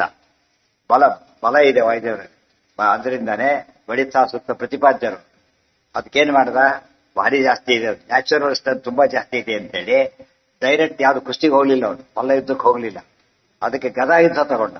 ಫಸ್ಟ್ ಆರ್ಸ್ಗಳು ಗದಾ ಯುದ್ಧ ಅಂದ್ರೆ ಇದೆಲ್ಲ ಕಥೆನೇ ಕೇಳಿರ್ತೇವೆ, ಅದೇ ಅನಲೈಸ್ ಮಾಡ್ತಾ ಹೋಗ್ತಾರೆ ಹೇಗೆ ನಡೀತು ನೋಡಿ. ಅವ್ನು ಅವನಿಗೆ ಭಯ ಇತ್ತು ಅಂತ ಹೇಳೋದಕ್ಕೆ ಕಾರಣ ಏನಂದ್ರೆ ಮಲ್ಲ ಯುದ್ಧ ಆಫ್ ಮಾಡ್ದೇನೆ ಗದಾ ಯುದ್ಧ ಆಫ್ ಮಾಡ ಫಸ್ಟ್ ಅವ್ನು. ಯಾಕೆ ಗದಾ ಯುದ್ಧದಲ್ಲಿ ಸ್ವಲ್ಪ ಹೆಚ್ಚು ಎಕ್ಸ್ಪರ್ಟ್ ಅಂತ ಭ್ರಮೆ ಅವನಿಗೆ. ಇದರಲ್ಲಿ ಸಂಶಯನೇ ಇಲ್ಲ, ಭೀಮನೇ ಗ್ರೇಟ್ ಅಂತ. ಇಲ್ಲಿ ಸ್ವಲ್ಪ ಚಾನ್ಸ್ ಇದೆ, ಯಾಕಂದ್ರೆ ಹೊರ ಎಲ್ಲ ಸೇರ್ಕೊಂಡ್ಬಿಟ್ಟಿದ್ರೆ ಗದಾ ಯುದ್ಧ ಆದ್ರಿಂದ ಹೊಡಿಲಕ್ಕೆ ಆಪರ್ಚುನಿಟಿ ಹೊಡೆದು ಬಿಡುವುದು ಅಂತ. ಈ ರೀತಿ ಮಲ್ಲ ಯುದ್ಧದಲ್ಲಿ ಮಾಡಕ್ ಬರೋದಿಲ್ಲ, ಅದಕ್ಕೆ ಆಫ್ ಮಾಡ್ಕೊಂಡ. ಅಧಿಕಾಂ ನೃಪ, ಅದಕ್ಕೆ ನಿರ್ಣಯ ಅಂತ ಹೇಳ್ತಾರೆ ಆಚಾರ್ಯ. ಏನ್ ಹೇಳ್ತಾರೆ, ಒಂದೇ ವಿಷಯ ಹೇಗೆ ದೀಪ ಯೋಚನೆ ಮಾಡೋದು, ಡಿಫರೆಂಟ್ ಆಂಗಲ್ ಅಲ್ಲಿ ನೋಡ್ಬೇಕು ಅಂತ ಗೊತ್ತಾಗ್ಲಿಕ್ಕೆ ಇವೆಲ್ಲ ಬೇಕು. ಆಗ ಭೀಮಸೇನ ಉತ್ತಮತ್ವ ಜರಾಸಂಧನಿಗೂ ಗೊತ್ತಾಗಿತ್ತು ಅನ್ನೋದಕ್ಕೆ ಸಾಕ್ಷಿ. ಗ್ಯಾರಂಟಿ ಇತ್ತು, ಅದಕ್ಕೇನೆ ಸ್ವಲ್ಪ ಯೋಚನೆ ಮಾಡಿದ. ಅವಾಗ ಏನಾಯ್ತು ನೋಡಿ, ಭೀತೋ ನಿಯುದ್ಧೇಶ್ಚ ದದೌ ಗದಾಂಸ ಭೀಮಾಯ ಚಾನ್ಯಾಂ ಸ್ವಯಮಗ್ರಹೀದ್ಬಲಿ. ಆಗ ಭೀಮನಿಗೊಂದು ಗದೆ ಕೊಟ್ಟ. ನಿಯುದ್ಧ ಅಂದ್ರೇನು, ಇಬ್ಬರೇ ಮಾಡೋ ಯುದ್ಧ, ದ್ವಂದ್ವ ಯುದ್ಧ. ಎ ಇಂಟು ಬಿ ಅಷ್ಟೇ, ಇನ್ಯಾರ ಮಧ್ಯೆ ಎಂಟರ್ ಆಗಿಲ್ಲ. ಗದಾ ಯುದ್ಧ ಕೊಟ್ಟು ಸ ಭೀಮಾಯ ಚಾನ್ಯಾಂ ಸ್ವಯಮಗ್ರಹೀದ್ಬಲಿ. ಒಂದು ಗದೆಯನ್ನು ಭೀಮನಿಗೆ ಕೊಟ್ಟು ಒಂದು ತಾನಿಟ್ಟುಕೊಂಡು ಯುದ್ಧ ಶುರು ಮಾಡಿ, ಗದಾ ಯುದ್ಧ ಶುರು ಮಾಡಿ. ಅವ್ರ ಗದೆ ಇತ್ತಲ್ವಾ ಏನು ನೋಡಿ ಈಗ ನೋಡಿ ಮುಂದೆ ಕೇಳಿ, ಪ್ರಶ್ನೆ ಬರುತ್ತೆ, ಸ್ವಾರಸ್ಯ ಇರುತ್ತೆ. ತದರ್ಥಮೇವಾಶು ಗದಾಂ ಪ್ರಗೃಹ್ಯ ಭೀಮೋಯಯೌ ಮಾಗದ ಸಂಯುತೋ ಬಹಿಃ ಪುರಾತ್ ಕೃಷ್ಣಾರ್ಜುನ ಏವ ತತ್ರ ತ್ವಯುಧ್ಯತಾಂ ಕೇಶವ ಪಾರ್ಥಯೋ ಪುರಃ. ತದರ್ಥಮೇವ ಆಶು ಗದಾಂ ಪ್ರಗೃಹ್ಯ ಭೀಮಃ ಯಯೌ ಮಾಗಧ ಸಂಯುತಃ ಬಹಿ. ಅವನು ಅವನು ಕೊಟ್ಟ ಗದೆ ಅಂತ ತಗೊಂಡು ಭೀಮಸೇನ ಆಯ್ತು ಯುದ್ಧ ಕರಡಿ ಆದ. ಇವತ್ತೆಲ್ಲ ಅದಕ್ಕೆ ಹೋದ್ರೆ ನಾವು ಜಾಗ ತೋರಿಸ್ತಾರೆ. ಗಿರಿವ್ರಜ ಅಂತಿದೆ ಅವನ ಇದರಲ್ಲಿ, ಜಲ ಊರಿದೆ, ಎಲ್ಲಿ ಯುದ್ಧ ನಡೀತೋ ಅದನ್ನು ಕೂಡ ತೋರಿಸ್ತಾರೆ. ಅಲ್ಲಿ ಎಷ್ಟು ಐತಿಹಾಸಿಕವಾದ ಘಟನೆಗಳು ಇವೆಲ್ಲ ಅಂತ ಹೇಳೋದಕ್ಕೆ ಸಾಕ್ಷಿ. ಅಲ್ಲಿ ಜನಗಳಿಗೆಲ್ಲ ಇದೆಲ್ಲ ತಮ್ಮದು ದೊಡ್ಡ ಇವೆಂಟ್ ಎಲ್ಲ ಎಂದು ಮರೆಯೋದಿಲ್ಲ. ಕೆಲವೆಲ್ಲ ಸಣ್ಣ ಪುಟ್ಟ ಮರ್ತ ಹೋಗ್ಬಿಡುತ್ತೆ, ದೊಡ್ಡ ಇವೆಂಟ್ಗಳು ಹಾಗೆ ಪ್ರಿಸರ್ವ್ ಆಗಿದೆ. ಗಿರಿವ್ರಜ ಅಂತ ಗಯಾಕ್ 60 ಕಿಲೋಮೀಟರ್ ಅಷ್ಟೇ ದೂರ ಇಲ್ಲ. ಗಯಾಕ್ ಹೋದಾಗ ತುಂಬಾ ಜನ ಹೋಗೋದಿಲ್ಲ, ಹೋಗೋದು ತಿಂಡಿ ಕಾಫಿ ಲೇಟ್ ಆಗತ್ತೆ ಎಲ್ಲ, ಅದೇ ಬೇರೆ ಕಡೆ ಓರಿಯೆಂಟ್ ಇರೋದೇ ಇಲ್ಲ. ಅವನಾಗ ಇವ್ರೀಗ ಮಾಡಿರ್ತಾ ಎಲ್ಲ ಮಿನಿಮಮ್ ಯಾಕೆ ಹೋದ ಮಾಡೋದು ಬಂದ್ಬಿಡುತ್ತೆ. ಹುಡುಕಿರು ತುಂಬಾ ಆಶ್ಚರ್ಯ. ಪಾಟ್ನಾಕ್ ಹೋಗ್ಬೇಕು ನೀವು, ಪಾಟ್ನಾಕ್ ಹೋಗ್ತಾ ಎನ್ ರೂಟ್ ಹೋಗ್ಬೋದು, ಸ್ವಲ್ಪ ಡೈರೆಕ್ಟ್ ರೂಟ್ ಒಂದಿದೆ, ಸ್ವಲ್ಪ ಡಿವೇಟ್ ಮಾಡ್ಕೊಂಡ್ರೆ ಹೋಗ್ಲಕ್ ಬರುತ್ತೆ. ಅಲ್ಲೆಲ್ಲ 3 ನದಿಗಳು ನಿಮ್ಗೆ, ಗಂಡಕಿ ನದಿ ಸೇರುತ್ತೆ, ಸರಿಯೋ ನದಿ ಸೇರುತ್ತೆ ಪಾಟ್ನಾದಲ್ಲಿ, ಗೊತ್ತಾಯ್ತು. ಸಿಕ್ಕಾಬಟ್ಟೆ ದೊಡ್ಡದು, ಊರೊಳಗೆ ಹೋಗುತ್ತದು. ಗಂಗಾ ನದಿ ಊರೊಳಗೆ ಬರುತ್ತೆ. ಗಂಗಾ ಸರಿಯೋ ಸಂಗಮ ಇರೋದಲ್ಲಿ, ಮುಂದೆ ಈ ಕಡೆ ಗಂಡಕಿ ಗಂಗಾ ಸಂಗಮ. ವಂಡರ್ಫುಲ್ ಪ್ಲೇಸಸ್ ಅವೆಲ್ಲ. ಆ ಯಾತ್ರೆ ಅಂದ್ರೆ ಸುಮ್ಮನೆ ಮೆಕ್ಯಾನಿಕಲಿ ಹೋಗಿ ಬರ್ತಾರೆ. ಒಂದು ಒಳ್ಳೆ ವೈಡ್ ಪ್ಲಾನ್ ಮಾಡ್ಕೊಂಡು 100 ಜನ ಕರ್ಕೊಂಡು ಹೋಗ್ಬಾರ್ದು. ಎಲ್ಲ ಇವ್ರು ಇರ್ಬೇಕು, ಲೈಕ್ ಮೈಂಡೆಡ್ ಇರಬೇಕು, ಹೈಲಿ ಪ್ರಿನ್ಸಿಪಲ್ಡ್ ಆಗಿರ್ಬೇಕು, ಒಂದೇ ಗುರಿ ಇರ್ಬೇಕು ಎಲ್ಲರಿಗೂ, ಗೊತ್ತಾಯ್ತಾ. ನೋಡ್ಬೇಕು, ತಿಳ್ಕೊಬೇಕು, ಅಷ್ಟೇ ಹೊರತು ಏನೋ ಕಾಟಾಚಾರಕ್ಕೆ ಹೋಗಿ ಬಂದೆ ಆ ತರ ಬಾರ್ದು. ಮತ್ತೆ ಊಟ ತಿಂಡಿ ಅದ್ರ ಬಗ್ಗೆ ತುಂಬಾ ಪರ್ಟಿಕ್ಯುಲರ್ ಅಂಥದ್ಯಾವ ಇಂಥದ್ಯಾವ ಏನೋ ಆದ್ರೆ ಸಾಕು. ಇದೆಲ್ಲ ನೋಡ್ಕೊಂಡ್ರೆ ಆಗ ಒಳ್ಳೆ ಅದು ರಿಸರ್ಚ್ ಇದ್ದಾಗ ಅವ ನಾವು ಕನ್ವಿಷನ್ ಜಾಸ್ತಿ ಆಗುತ್ತೆ. ಹೋಗಿ ಬಂದಿದ್ದಕ್ಕೆ ಒಂದು ಬದಲಾವಣೆ ಕಾಣುತ್ತೆ. ಇಲ್ಲಿ ನೋ ಚೇಂಜ್, ಇಲ್ಲಿ ಊಟ ಮಾಡೋದು ಅಲ್ಲಿ ಮಾಡ್ತಾರೆ, ಇಲ್ಲಿ ಬರೋದು ಅಲ್ಲಿ ಬಲಕ್ತಾರೆ, ಅಷ್ಟೇ ಹೊರತು ವ್ಯತ್ಯಾಸ ಕಾಣಿಸೋದೆ. ಎಷ್ಟೊತ್ತ ಹೋಗಿದ್ರೆ ಊರು ಯಾವ್ದೋ ಅಂತ ಗೊತ್ತಿರೋದಿಲ್ಲ, ಯಾವ್ದೋ ಊರಿಗೆ ಹೋಗಿದ್ವಿ ಏನೋ ಮಾಡಿದ್ವಿ ಅಂತ ಬಂದ್ಬಿಡ್ತಾರೆ. ಹಾಗೆಲ್ಲ ಮಾಡಬಾರ್ದು ಯಾತ್ರ. Waste of time, waste of money ಕೂಡ. ಕೆಲಸ ಪಾಪನೇ ಜಾಸ್ತಿ ಬಂದಿರೋದು ಅಲ್ಲಿ. ಮಾಡಬಾರದನ್ನ ಮಾಡಿದಾಗ ಪುಣ್ಯಕ್ಕಿಂತ ಜಾಸ್ತಿ ಪಾಪನೇ ಬಂದಿರೋದೇ ಜಾಸ್ತಿ. ಸ್ವಯಮಗ್ರಹೀದ್ ಬಲಿ ನಡೀತೀವಿ. ತದರ್ಥಮೇವಾಶು ಕದಾಂ ಪ್ರಗೃಹ್ಯ ಭೀಮೋ ಯಯೌ ಮಾಗಧ ಸಂಯುತೋ ಬಹಿಃ ಪುರಾತ್ಸ ಕೃಷ್ಣಾರ್ಜುನ ಏವ ತತ್ರ ತ್ವಯುಧ್ಯತಾಂ ಕೇಶವ ಪಾರ್ಥಯೋ ಪುರಃ. ಪುರಾತ್ ಅಂದ್ರೇನು, ಅವನ ಊರಿನಿಂದ ಕೃಷ್ಣಾರ್ಜುನ ಸಮೇತವಾಗಿ ಅವರು ಹೊರಟರು. ಇಬ್ರು ಯುದ್ಧ ಶುರು ಮಾಡಿದ್ರು. ಅಯುಧ್ಯತಾಂ ಕೇಶವ ಪಾರ್ಥಯೋ ಪುರಃ. ಅಲ್ಲಿ ಮೇನ್ ಆಡಿಯನ್ಸ್ ಅಲ್ಲಿ ಯಾರು ಸೇರಿದ್ದಾರೆ ಈಗ? ಸ್ಪೆಕ್ಟೇಟರ್ಸ್ ಅಲ್ಲಿ ಇರೋದು ಮೇನ್ ಇಬ್ರು, ಕೃಷ್ಣ ಅರ್ಜುನ. ಉಳಿದ ಆಚಾರ ಇರ್ತಾರೆ, ಲೆಕ್ಕ ಇಲ್ಲ. ಪ್ರಧಾನವಾಗಿ ಇವ್ರ ಮಧ್ಯೆ ಯುದ್ಧ ನಡೀತಾ ಇದೆ. ಅಯುಧ್ಯತಾಂ ಗತಾ ಯುದ್ಧ ನಡೀತು. ಅದಕ್ಕಿಂತ ಮುಂಚಿತವಾಗಿ ವಾಚಾಜಯತ್ತಂ ಪ್ರಥಮಂ ವೃಕೋದರ ಶಿವಾಶ್ರಯಂ ವಿಷ್ಣುಗುಣ ಪ್ರಕಾಶಯ ತಥೋ ಗದಾಭ್ಯಾಮಭಿಪೇತತುಸ್ತೌ ವಿಚಿತ್ರ ಮಾರ್ಗಾನಪಿ ದರ್ಶಯಂತೌ ವಾಚಾ ಅಚಯತ್ತಂ ಪ್ರಥಮಂ ಋಕೋದರಃ ಶಿವಾಶ್ರಯಂ ವಿಷ್ಣುಗುಣ ಪ್ರಕಾಶಯ ತತಃ ಗದಾಭ್ಯಾಂ ಅಭಿಪೇತತುಃ ತೌ ವಿಚಿತ್ರ ಮಾರ್ಗಾನ್ ಅಪಿ ದರ್ಶಯಂತೌ. ಮೊದಲು ವಾಗ್ಯುದ್ಧ ನಡೀತು ಇಬ್ಬರಿಗೂ ಕೂಡ. ಶಿವಸರ್ವೋತ್ತ ಮತ್ತು ಅವನು ಶುರು ಮಾಡದ ಬಿಟ್ಟು ಇವ್ರು ಹೇಳಿದ್ರು. ಈಗಾಗಲೇ ನಡೆದಿದೆ. ಎಲ್ಲಿ ನಡೆದಿತ್ತಂಥದ್ದು? ಯಾವ ಸ್ವಯಂವರ? ಇಲ್ಲಿ ಅದು ಯಾವ ಪ್ರಸಂಗ? ಅದು ಎಕ್ಸಾಕ್ಟ್ ಪ್ರಸಂಗ ಏನದು? ಕಾಳಿಯ ಸ್ವಯಂವರ. ಕಾಳಿಯ ಸ್ವಯಂ ಪ್ರಸಂಗ ನಡೆದಿತ್ತು. ಈಗ ಇನ್ನೊಂದು ಪ್ರಸಂಗ ನಡೀತಾ ಇದೆ. ಸೊ ಭೀಮಸೇನ ದೇವರು ಎಲ್ಲ ಆ ರೂಪದಲ್ಲೂ ಕೂಡ ಏನದು? ಕ್ಷತ್ರಿಯ ರೂಪ, ಭೀಮ ರೂಪ. ಅದರಲ್ಲೂ ಕೂಡ ಎಷ್ಟದು? ತತ್ವಜ್ಞಾನೇ ಶುರುವಾಗಬೇಕಾದ್ರೆ.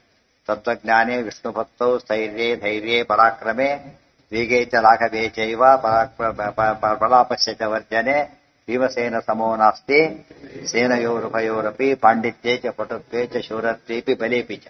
ತತ್ವಜ್ಞಾನ ಅಲ್ಲಿಂದ ಶುರುವಾಯಿತು. ಫಸ್ಟ್ ಹುಡುಕೋದು ಜ್ಞಾನ, ಸೆಕೆಂಡ್ ಬರೋದು ವಿಷ್ಣು ಭಕ್ತಿ. ಎರಡು ಒಂದು. ಯಾವ್ದು ಮೊದಲು ಹೇಳಿದ್ರು ಸರಿನೇ. ಇಲ್ಲಿ ಜ್ಞಾನ ಯಾತಕ್ಕೆ ಹೇಳ್ತಾರೆ? ಉದರಿಗೆ ಗೊತ್ತಾಗುತ್ತೆ. ಭಕ್ತಿ ಒಳಗಿದ್ದು ಜ್ಞಾನ ಮಾತಿನಲ್ಲಿ ಗೊತ್ತಾಗುತ್ತೆ. ಆದ್ರಿಂದ ಅದು ಹೇಳಿ. ಸೊ ತತ್ವಜ್ಞಾನ ಭೀಮಸೇನ ವಿಶಿಷ್ಟವಾದಂತಹ ಗುಣ ಆದ್ರಿಂದ ವಾದ್ನಲ್ಲಿ ಗೆದ್ದು. ಶಿವಾಶ್ರಯಂ ವಿಷ್ಣು ಗುಣ ಪ್ರಕಾಶಯ. ಶಿವನ ಗುಣಗಳನ್ನು ಹೇಳುತ್ತಾ ಅವನು ಹೊರಟ, ವಿಷ್ಣು ಗುಣ ಹೇಳುತ್ತಾ ಇವರು ಹೊರಟರು. ಸೊ ಯಾರ ಗುಣ ಜಾಸ್ತಿ ಆಗುತ್ತೆ ಏನಾಗುತ್ತೆ ಅಲ್ಲಿಗೆ? ಅವ್ರಿಗೆ ಗೆದ್ದಾಗಲಿ. ಸೊ ಶಿವ ಸರ್ವೋತ್ತಮತ್ವವಾದಿಯಾದ ಅವನನ್ನ ಸೋಲಿಸಿಬಿಟ್ಟು ವಿಷ್ಣು ಸರ್ವೋತ್ತಮತ್ವವನ್ನು ಮತ್ತೆ ಸಾಧನೆ ಮಾಡಿ. ತಥೋ ಗದಾ ಜಲಹಂದನು ಹಾಗೇನೆ ಬರೀ ರಾಜನಾಗಿದ್ದಿಲ್ಲ ಅವನು. ಶೈವಶಾಸ್ತ್ರ ಭಾರಿ ಪಂಡಿತನಾಗಿದ್ದ. ಶೈವಶಾಸ್ತ್ರ ಪಾಂಡಿತ್ಯ ಅವನಲ್ಲಿತ್ತು. ಇಬ್ಬರು ಪಂಡಿತರಾಗಿದ್ದಾರೆ, ಇಬ್ಬರು ಬಲಶಾಲಿಗಳಾಗಿದ್ದಾರೆ. ಸೊ ಜ್ಞಾನಬಲ ಬಾಹುಬಲ ಎರಡರಲ್ಲೂ ಇದ್ದಾರೆ. ಎರಡರಲ್ಲೂ ಗೆದ್ದಿದ್ದು ಭೀಮಸೇನ ವಹಿಸಿ. ಎರಡರಲ್ಲೂ ಗೆದ್ದಿತ್ತು. ದ್ವೈತ ಅದ್ವೈತ. ದ್ವೈತ ಅದ್ವೈತ. ತಥೋ ಗದಾಭ್ಯಾಂ ಅಭಿಪೇತತುಸ್ತೌ ವಿಚಿತ್ರ ಮಾರ್ಗಾನಪಿ ದರ್ಶಯಂತೌ. ಗದಾಯುದ್ಧದಲ್ಲೂ ಕೂಡ ದೊಡ್ಡ ದೊಡ್ಡ ಯುದ್ಧ ನಡೆಯಿತು. ವಿಚಿತ್ರ ಮಾರ್ಗನ ಪಟ್ಟುಗಳು, ಬೇರೆ ಬೇರೆ ಪಟ್ಟುಗಳನ್ನು ತೋರಿಸ್ತಾ ಇದ್ದ. ಆದ್ರೆ ಗದಾಯುದ್ಧ ಎಕ್ಸ್ಪರ್ಟೈಸ್ ಇಬ್ಬರಿಗೂ ಇತ್ತು ಅಂತ ಗೊತ್ತಾಗುತ್ತೆ. ಇಬ್ರು ಅದು ಕೂಡ ಕೃಷ್ಣ ಕೂಡ ಚಾಣಕ್ಯ ಯುದ್ಧ ಮಾಡೋರು ಕಷ್ಟ ಹೊಡೆಯೋದಿಲ್ಲ. ತನಗೆ ಗದಾ ಯುದ್ಧ ಮಲ್ಲ ಯುದ್ಧ ಬರಲಿಲ್ಲ, ಜೋರಾಗಿ ಹೊಡೆದ ಸತ್ತೋಗ್ಬಿಟ್ಟ. ಕಲ್ ತಗೊಂಡು ಹೊಡೆದು ಸತ್ತೋಗ್ತಾನೆ ಮಲ್ಲ ಯುದ್ಧ. ಬಟ್ ಅದು ಮಲ್ಲ ಯುದ್ಧದಲ್ಲಿ ಕೊಂದಾಗಲಿಲ್ಲ, ಬೇರೆ ಮೆಥಡ್ ಆಗಿ. ಅದು ಮಲ್ಲ ಯುದ್ಧದಲ್ಲೇ ಹೊಡಿಬೇಕು. ಮಲ್ಲ ಯುದ್ಧ ಸ್ವಲ್ಪ ಹೊತ್ತು ಕೃಷ್ಣ ಆಡ್ತಾನೆ. ಜನ ಏನ್ ತಿಳ್ಕೊಂಡ್ಬಿಟ್ರು, Krishna took some time defeat ಚಾಡೋರ ಅಂತ ತಿಳ್ಕೊಂಡ್ರೆ ಸರಿಯಲ್ಲ. ಯಾಕೆ ತೋರಿಸ್ತಾ ತನ್ನ ಬರುತ್ತೆ ಅಂತ ತೋರಿಸ್ಬೇಕಾಗಿತ್ತು. ಆಮೇಲೆ ಅವನು ಕೊಂಡು ಅವನಿಗೂ ಬರುತ್ತೆ ಅಂತ ತೋರಿಸ್ಬೇಕಾಯ್ತು. ಯಾರೋ ಬರದೇ ಇದ್ದವನು ಕೊಂದ ಅಂತ ಆಗ್ಬಾರ್ದು. ಎಷ್ಟೋ ಸರ್ತೆ ಬಹಳ ಕೇರ್ಫುಲ್ ಆಗಿ ಆಡ್ತಾ ಹೊರಟಾಗ ಅವ್ನು ಎಕ್ಸ್ಪರ್ಟ್ ಅಂತ ತೋರಿಸ್ಬೇಕು ಬೌಲರ್ನ. ಆಗ ಅವನ ಮೇಲೆ ಹೊಡೆದಾಗ ಗ್ರೇಟ್ ಆಗುತ್ತೆ. ಅದು ಬಿಟ್ಟು ಅವ್ನು ಯಾರೋ ಬರೆದ ಬಚ್ಚ ಬೌಲ್ ಮಾಡ್ತಿದ್ದಾನೆ, ಅವ್ನು ಬರೀ ಸಿಕ್ಸ್ ಹೊಡಿತಿದ್ದಾನೆ ಅರ್ಥ ಅಲ್ಲ. ಭಾರಿ ರಿನೌಂಡ್ ಬೌಲರ್ ಅವನ ಮೇಲೆ ಹೊಡೆದ್ರೆ ಭಾರಿ ಗ್ರೇಟ್ ಆಗುತ್ತೆ. ಆ ದೃಷ್ಟಿಯಲ್ಲಿ ಸ್ವಲ್ಪ ಟೈಮ್ ತಗೊಂಡು ತೋರಿಸಿದ್ರು. ವಿಚಿತ್ರ ಮಾರ್ಗಾನಪಿ ದರ್ಶಯಂತು. ಚಿತ್ರ ವಿಚಿತ್ರ ಮಾರ್ಗಗಳನ್ನು ತೋರಿಸಿದ್ರು. ತಯೋರ್ ಗದೆ ಅರ್ಜುನ್ ಅನ್ಕೊಂಡಿರ್ತಾರೆ ಐ ಆಮ್ ಸೇಫ್ ಈಗ ಅಂತ. ಯಾಕೆ ಗದೆ ಆಡ್ಸ್ಕೊಂಡ್ಬಿಟ್ಟಲ್ಲ ಅದು. ಅಕಸ್ಮಾತ್ ಏನು ಒಂದು ಯೋಚನೆ ಮಾಡ್ಬೋದಾಗಿತ್ತು. ಅರ್ಜುನ ಒಂದು ಪಾಕ್ಷಿಕ ಇಟ್ಕೊಂಡು ಏನಾಗ್ತಿತ್ತು, ನಾನು ಆಡ್ಸ್ಕೊಂಡ್ಬಿಡೋದೆ, ನಾನು ಬಾ ಅಂತ ಕರೆದು ಬಿಡೋದೆ. ಬೈ ಚಾನ್ಸ್ ಅವನು ಧನುಸ್ ತಗೊಂಡ್ರೆ ಗೆದ್ದು ಬಿಡ್ಬೋದು ಅಂತ ಅನ್ಕೊಳ್ಳಿಲ್ಲ ಅರ್ಜುನ. ಯಾತಕ್ಕೆ? ಪಾಸಿಬಿಲಿಟಿ ಜಾಸ್ತಿ ಇರೋದಿಲ್ಲ. ಈಗ ಅದು ಬಲಾಢ್ಯ ಇರೋದ್ರಿಂದ ಕುಸ್ತಿನೇ ಆಫ್ ಮಾಡ್ಬೋದು. ಇಲ್ಲವ್ರ ಬಲ ಯಾವಾಗಲೂ ಕೂಡ ಧನುಷ್ ಪ್ರಯೋಗ ಭಾರಿ ಬಲ ಬೇಕಿಲ್ಲ. ಅಂದ್ರೆ ಬಲ ಬೇಕಿಲ್ಲ ಅಂತ ಅರ್ಥ ಅಲ್ಲ. ಗದ ಇದ್ದ ಜಾಸ್ತಿ ಬಲ ಬೇಕು. ಸ್ಕ್ರೂ ಡ್ರೈವರ್ ಉಪಯೋಗಿಸ್ಬೇಕಾದ್ರೆ ತುಂಬಾ ಶಕ್ತಿ ಬೇಡ. ಸ್ಕ್ರೂ ಉಪಯೋಗಿಸ್ಬೇಕಾರೆ ಯಾವ್ದಾರು ಉಪಯೋಗಿಸ್ಬೇಕಾರೆ ಶಕ್ತಿ ಬೇಕು. ಎರಡಕ್ಕೂ ಸರಿ. ಸ್ಕ್ರೂ ಡ್ರೈವರ್ ಕೂಡ ಎಲ್ರಿಗೂ ಆಗಲ್ಲ, ಅದಕ್ಕೊಂದು ಇರ್ಬೇಕು. ಆದ್ರೆ ಒಂದು ನ್ಯಾಕ್ ಅವೆಲ್ಲ ಇರಬೇಕು. ಆದ್ರೆ ಫಿಸಿಕಲ್ ಸ್ಟ್ರೆಂತ್ ಬಾಳ ಬೇಡ, ನ್ಯಾಕಿದ್ರೆ ಮಾಡಿಬಿಡ್ತಾರೆ. ಆದ್ರೆ ಇದನ್ನ ಸೌಂಡ್ ಹೊಡಿಬೇಕು. ಯಾವ್ದಾರು ಸೌಂಡ್ ಕುಟ್ಟಿದ್ ಏನು ಉಪಯೋಗ ಇಲ್ಲ. ಅದು ಬರೋ ಕೈಲಿ ಹೊಡೆಯೋದೇ ಅವಶ್ಯ. ಅವ್ನು ಹೊಡಿಬೇಕಾದ್ರೆ ಈ ಶಕ್ತಿ ಉಪಯೋಗಿಸ್ಬೇಕು. ಅವ್ರು ಅದೇ ಶಕ್ತಿ ಇರಬಹುದು. ಆ ಶಕ್ತಿ ಪ್ರಯೋಗ ಪರ ಇವ್ ಶಕ್ತಿ ಸೇರ್ಬೇಕದು. ಅದಕ್ಕೇನೆ ಅರ್ಜುನ ಅದನ್ನೆಲ್ಲ ಯೋಚನೆ ಮಾಡಿ ಜಾಣತನದಿಂದ ಅವಾಯ್ಡ್ ಮಾಡಿಬಿಟ್ಟಿದ್ದ. ಮಾರ್ಗಾನಪಿ ದರ್ಶಯಂತವು ತಯೋರ್ ಗದೆ ತೇ ಅಶನಿ ಸನ್ನಿಕಾಸೆ ಚೂರ್ಣೀಕೃತೆ ದೇಹ ಮಹಾದ್ರಢಿಮ್ನ ಅನ್ಯೋನ್ಯಯೋರ್ವಕ್ಷತಿ ಪಾತಿ ತೇರುಷಾ ಯಥಾಶ್ವನೋ ಪಾಂಸು ಪಿಂಡೌ ಸುಮುಕ್ತೌ. ತಯೋ ಗದೆ ತೇ ಅಶನಿ ಸನ್ನಿಕಾಸೆ ಚೂರ್ಣೀಕೃತೆ ದೇಹ ಮಹಾದ್ರಢಿಮ್ನ ಅನ್ಯೋನ್ಯಯೋ ವಕ್ಷಸಿ ಪಾತಿತೆ ಋಷಾ ಯಥಾ ಅಶ್ವನೋ ಪಾಂಸು ಪಿಂಡೌ ಸುಮುಕ್ತೌ. ಸ್ವಲ್ಪ ಯುದ್ಧ ಆದ್ಮೇಲೆ ತಯೋ ಗದೆ ತೇ ಅಶನಿ ಸನ್ನಿಕಾಶೆ ಒಳ್ಳೆ ವಜ್ರಾಯುಧ ಇತ್ತು ಅಷ್ಟು ಆಚಾರ್ಯ ಅಂದ್ರೆ ವಜ್ರಾಯುಧ. ಬರೀ ಹೆಸರಿಗೆ ಗದೆ ಆದ್ರೂ ಭಾರಿ ಸ್ಟ್ರಾಂಗ್ ಇದ್ವು. ಅದರಿಂದ ಚೂರ್ಣೀಕೃತೆ ದೇಹ ಮಹಾದ್ರಹಿಂ. ಇಬ್ಬರು ಒಬ್ಬರು ಜೋರ ಹೊಡೆದ್ರು. ಜಲಹಂದನ ಮೇಲೆ ಭೀಮಸೇನ ದೇವರು ಹೊಡೆದ್ರು. ಅವನು ಭೀಮಸೇನ ಮೇಲೆ ತನ್ನ ಗದೆ ತಗೊಂಡು ಹೊಡೆದ. ಏನಾಯ್ತಂತೆ, ಎರಡೂ ಪುಡಿ ಆಗೋದು. ಎಷ್ಟು ಗಟ್ಟಿ ಇರ್ಬೇಕು ಇಬ್ಬರು ದೇಹ. ಎರಡು ಗದೆಗಳು ಕೂಡ ಪುಡಿ ಆದವು. ಬರೀ ಎರಡು ಸೀಳಿದ್ದ, ಸ್ವಲ್ಪ ಸ್ವಲ್ಪ ಬ್ರೇಕ್ ಆದವು, ಸ್ವಲ್ಪ ಸಿಡಿತು ಅಲ್ಲ, ಪೀಸ್ ಆದವು. ಅಂತ ಪೀಸ್ ಆಗ್ಬೇಕಾದ್ರೆ ಏನಾಗಿರ್ಬೇಕು, ಎಷ್ಟು ಸ್ಟ್ರಾಂಗ್ ಇರ್ಬೇಕು. ಕಲ್ಲಿನ ಮೇಲೆ ಒಂದು ದೊಡ್ಡ ಬಟ್ಟೆ ಮೇಲೆ, ಕಬ್ಬಿಣದ ಇದ್ರ ಮೇಲೆ ಕಲ್ ತಗೊಂಡು ಹೊಡೆದ್ರೆ ಪೀಸ್ ಆಗತ್ತೆ, ಗೊತ್ತಾಯ್ತಾ. ದೊಡ್ಡ ಕಲ್ಲಿನ ಮೇಲೆ ಇದ್ರೆ ಆವಾಗ ಪೀಸ್ ಆಗುತ್ತೆ, ಇಲ್ಲದೋದ್ರೆ ಆಗೋದಿಲ್ಲ, ಬರೀ ಸಿಳ್ಬಹುದು ಅಷ್ಟೇ. ಎರಡು ಪುಡಿ ಪುಡಿ ಆಗ. ಎಷ್ಟು ಮಟ್ಟಿಗೆ ಅಂದ್ರೆ ಆಚಾರ್ಯ ಬರೀ ಅದು ಏನೋ ಸ್ವಲ್ಪ ಫಿಗರೇಟಿವ್ ಆಗಿ ಇಡ್ತಾರೆ ಅಲ್ಲ. ಪಾಂಸು ಪಿಂಡವು ಸುಮುಕ್ತವು. ಪಾಂಸು ಪಿಂಡ ಅಂದ್ರೆ ಮಣ್ಣಿನ ಹೆಂಟೆಗಳು. ಯಾವ್ದ್ರ ಮೇಲೆ, ಅಶ್ವನೋಹ, ದೊಡ್ಡ ಬಂಡೆಗಳ ಮೇಲೆ ಮಣ್ಣೆಂಟೆ ಹಾಕಿರಿ ಹ್ಯಾಕ್ ಪೀಸ್ ಆಗತ್ತೆ, ಸ್ವಲ್ಪ ಆಗಲ್ಲ, ಪೀಸ್ ಪೀಸ್ ಆಗಿ ಬಿದ್ಬಿಡು, ಪುಡಿ ಪುಡಿಯಾಗಿ ಬಿದ್ಬಿಡು. ಆ ರೀತಿ ಆಯ್ತು. ಅದು ಇದ್ದಿಂತ ಜರಾಸಂಧನ ಕೊಲ್ಬೇಕಾದ್ರೆ ಇದೆಲ್ಲ ಯಾತಕೊಂಡನೆ ಮಾಡಿದ್ರು. ಇಂಥವ್ರು ಫ್ಯೂಚರ್ ಬರೀ ಕೆಲಸ ಇಡ್ತಾರ ಆಮೇಲೆ ಅಂದ್ರೆ ಎಷ್ಟು ಶಕ್ತಿ ಇರುತ್ತೆ. ಅದು ಗದೆ ಶಕ್ತಿಗಿಂತ ಅತಿ ಹೆಚ್ಚು ಶಕ್ತಿ ಭೀಮಸೇನ ದೇವರಲ್ಲಿ ತೋರಿಸ್ಬೇಕು. ವರ್ಣಲ್ಲಿ ಎಂಡಿಂಗ್ ಈಗ ಎಷ್ಟೊತ್ತು ಹೀರೋನ ಮೊದಲು ವಿಲ್ಲನ್ನು ಭಾರಿ ಗ್ಲೋರಿಫೈ ಮಾಡ್ತಾರೆ, ಗೊತ್ತಾಯ್ತಾ. ವಿಲ್ಲನ್ನು ಭಾರಿ ಗ್ಲೋರಿಫೈ ಮಾಡ್ತಾರೆ, ಆಮೇಲೆ ಹೀರೋ ಕೊಂದ ಅಂತ ಹೇಳ್ತಾರೆ. ಮೊದಲೇ ಹೇಳ್ಬಿಟ್ರೆ ಆಗ್ತದೆ, ಯಾವನ್ನೋ ಕೊಂದ ಈ ದೊಡ್ಡ ವಿಷಯ ಅಂತ ಅನ್ಕೊಂಡ್ಬಿಡ್ತಾರೆ. ಇಂಥವನ್ನು ಕೊಂದ ಅಂದಾಗ ಏನಾಯ್ತು, ಅಲ್ಲಿಗೆ ಯಾರೋ ಪೊಲೀಸ್ ಯಾರೋ ಕಾಲೇಜ್ ಪಿಕ್ ಪ್ಯಾಕೆಟ್ ಮಾಡಿಸ್ಬಿಟ್ಟಿದ್ರೆ ಅವಾರ್ಡ್ ಕೊಡೋದಿಲ್ಲ. ಪಿಕ್ ಪ್ಯಾಕೆಟ್ ಹೇಳಿದ್ಬಿಟ್ರೆ ಅವಾರ್ಡ್ ಕೊಡಕ್ ಹೋಗೋದಿಲ್ಲ. ಅವ್ರು ಗುಂಡ, ರಿನೌಂಡ್ ಗುಂಡಾಗಿರೋದು, ಎಷ್ಟೋ ವರ್ಷಗಳಿಂದ ಇರಬೇಕು. ಅಂಥವ್ರು ನೋಡಿದಾಗ ಏನಾಗುತ್ತೆ, ಅದು ಮಹಾಪರಾಕ್ರಮ ಅಂತ ಕರೀತಾರೆ. ಅದಕ್ಕೆ ಯಾವಾಗಲೂ ಕೂಡ ಪೂರ್ವ ಪಕ್ಷದ ಮೊದಲು ಯಾತಕ್ಕೆ ಬರೀ ಮಾಡ್ತಾರೆ, ಎಷ್ಟು ಸ್ಟ್ರಾಂಗ್ ಇದೆ ಗೊತ್ತಾಗ ನೋಡಿದ್ರೆ ಇದು ಒಳ್ಳೆ ಸಿದ್ಧಾಂತ ಅಂತ. ಯಾವ್ದು ಸಣ್ಣ ಸಣ್ಣ ಸಣ್ಣ ಪುಟ್ಟ ಪ್ರಶ್ನೆಗೆ ಉತ್ತರ ಕೊಟ್ಟ ತಕ್ಷಣ ದೊಡ್ಡ ಸಿದ್ಧಾಂತ ಆಗೋದಿಲ್ಲ. ಬೇಸಿಕ್ ಪ್ರಾಬ್ಲಮ್ ಸಾಲ್ವ್ ಮಾಡೋದು, ಫಂಡಮೆಂಟಲ್ ಇಶ್ಯೂಸ್ ಸಾಲ್ವ್ ಮಾಡೋದು, ಅದು ಭಾರಿ ಗ್ರೇಟ್. ತಯೋರ್ಗದೇತೆ ಶರೀರ ಸನ್ನಿಕಾಶೆ ಚೂರ್ಣೀಕೃತೆ ದೇಹ ಮಹಾದ್ರಢಿಮ್ನ ಅನ್ಯೋನ್ಯಯೋರ್ವಕ್ಷಸಿ ಪಾತಿತೆ ಋಷ. ಹೊಡೆದಿದ್ದು ಎಲ್ಲಿಗೂ ಅಲ್ಲ, ಮತ್ತೆ ಎದೆ ಹೊಡೆದಿದ್ದಾರೆ. ಎದೆ ಹೊಡೆದು ಎಷ್ಟು ಬೈಡ್ ಸ್ವಲ್ಪ ಹೆಚ್ಚು ಕಡಿಮೆ ಆದ್ರೂ ಕೂಡ ಇಮ್ಮಿಡಿಯೇಟ್ ಡೆತ್ ಬರುತ್ತೆ ಜಾಗದಲ್ಲಿ. ಹೊಡೆದ್ರೆ ಋಷ ಯಥಾ ಅಶ್ವನೋಹ. ಎರಡು ಅಶ್ವನೋಹ ಎಂಬುದೇನು ದ್ವಿವಚನ, ಎರಡು ಕಲ್ಲುಗಳು ಅಂದ್ರು. ಯಾಕೆ ಒಂದು ಹೇಳಬಾರ್ದು, ಯಾಕೆ ಇಬ್ಬರು ಒಬ್ಬರು ಹೊಳ್ತಿರೋದ್ರಿಂದಾಗಿನೇ ಎರಡು ಇರಬೇಕು. ಪಾಂಸು ಪಿಂಡವು ಅದು ದ್ವಿವಚನ. ಎರಡು ಮಣ್ಣಿನ ಹೆಂಟೆಗಳನ್ನ ಎರಡು ದೊಡ್ಡ ಬಂಡೆಗಳ ಮೇಲೆ ಎಸ್ತರೆ, ಸುಮುಕ್ತು ಜೋರಾಗಿ ಎಸ್ತರೆ. ಎಷ್ಟು ಜೋರಾಗಿ ಎಷ್ಟರೆ ಜೋರ ಪುಡಿ ಆಗುತ್ತೆ. ಮೆಲ್ಲಗೊಡೆದ್ರೆ ಪುಡಿ ಆಗತ್ತೆ, ಸ್ವಲ್ಪ ಆಗುತ್ತೆ. ಪೂರ್ತಿ ಹೊಡೆದ್ಬಿಟ್ರೆ ಏನಾಗುತ್ತೆ, ಪೀಸ್ ಪೀಸ್ ಅಂತಲ್ಲ, ಜೋರ ಹೊಡೆದಿದ್ದಾರೆ. ಇಲ್ಲಿ ಪ್ರತಿಯೊಂದು ಪದ ಸ್ವಾರಸ್ಯ ಇದೆ. ಅಶ್ವನೋಹ ಪಾಂಸು ಪಿಂಡವು ಸುಮುಕ್ತವು. ಈ ಕಥೆ ನೆನಪಾದ್ರೆ ಆಖಡಾಶ್ವ ಸಮ ಆ ಪದ ಅರ್ಥ ಆಗುತ್ತೆ. ವಿಭಿಷೇಧ ಆಖಡಾಶ್ವ ಸಮ ಸಾಲಿಡ್ ಎಕ್ಸಾಂಪಲ್. ಅದು ಥಿಯರಿ, ಇದು ಪ್ರಾಕ್ಟಿಕಲ್. ಅದು ಹೇಳೋದಕ್ಕೆ ನಿರ್ಣಯ ಸರ್ವಶಾಸ್ತ್ರಾಣ ಸದೃಷ್ಟಾಂತೋ ಹಿ ಭಾರತೆ. ಅಲ್ಲೇನು ದೃಷ್ಟಾಂತ ಹೇಳಿದ್ರು, ವಾಯುದೇವರ ಮೇಲೆ ಬಿದ್ದಾಗಿ ಆಯ್ತು ರಾಕ್ಷಸರೆಲ್ಲ ಪುಡಿ ಆದ್ರು ಅಂತ ಹೇಳಿ, ಇದು ಬೆಸ್ಟ್ ಎಕ್ಸಾಂಪಲ್. ಜನ ಎಲ್ಲ ನೋಡ್ತಿದ್ದಾರೆ ಆ ರೀತಿಯಾಗಿ.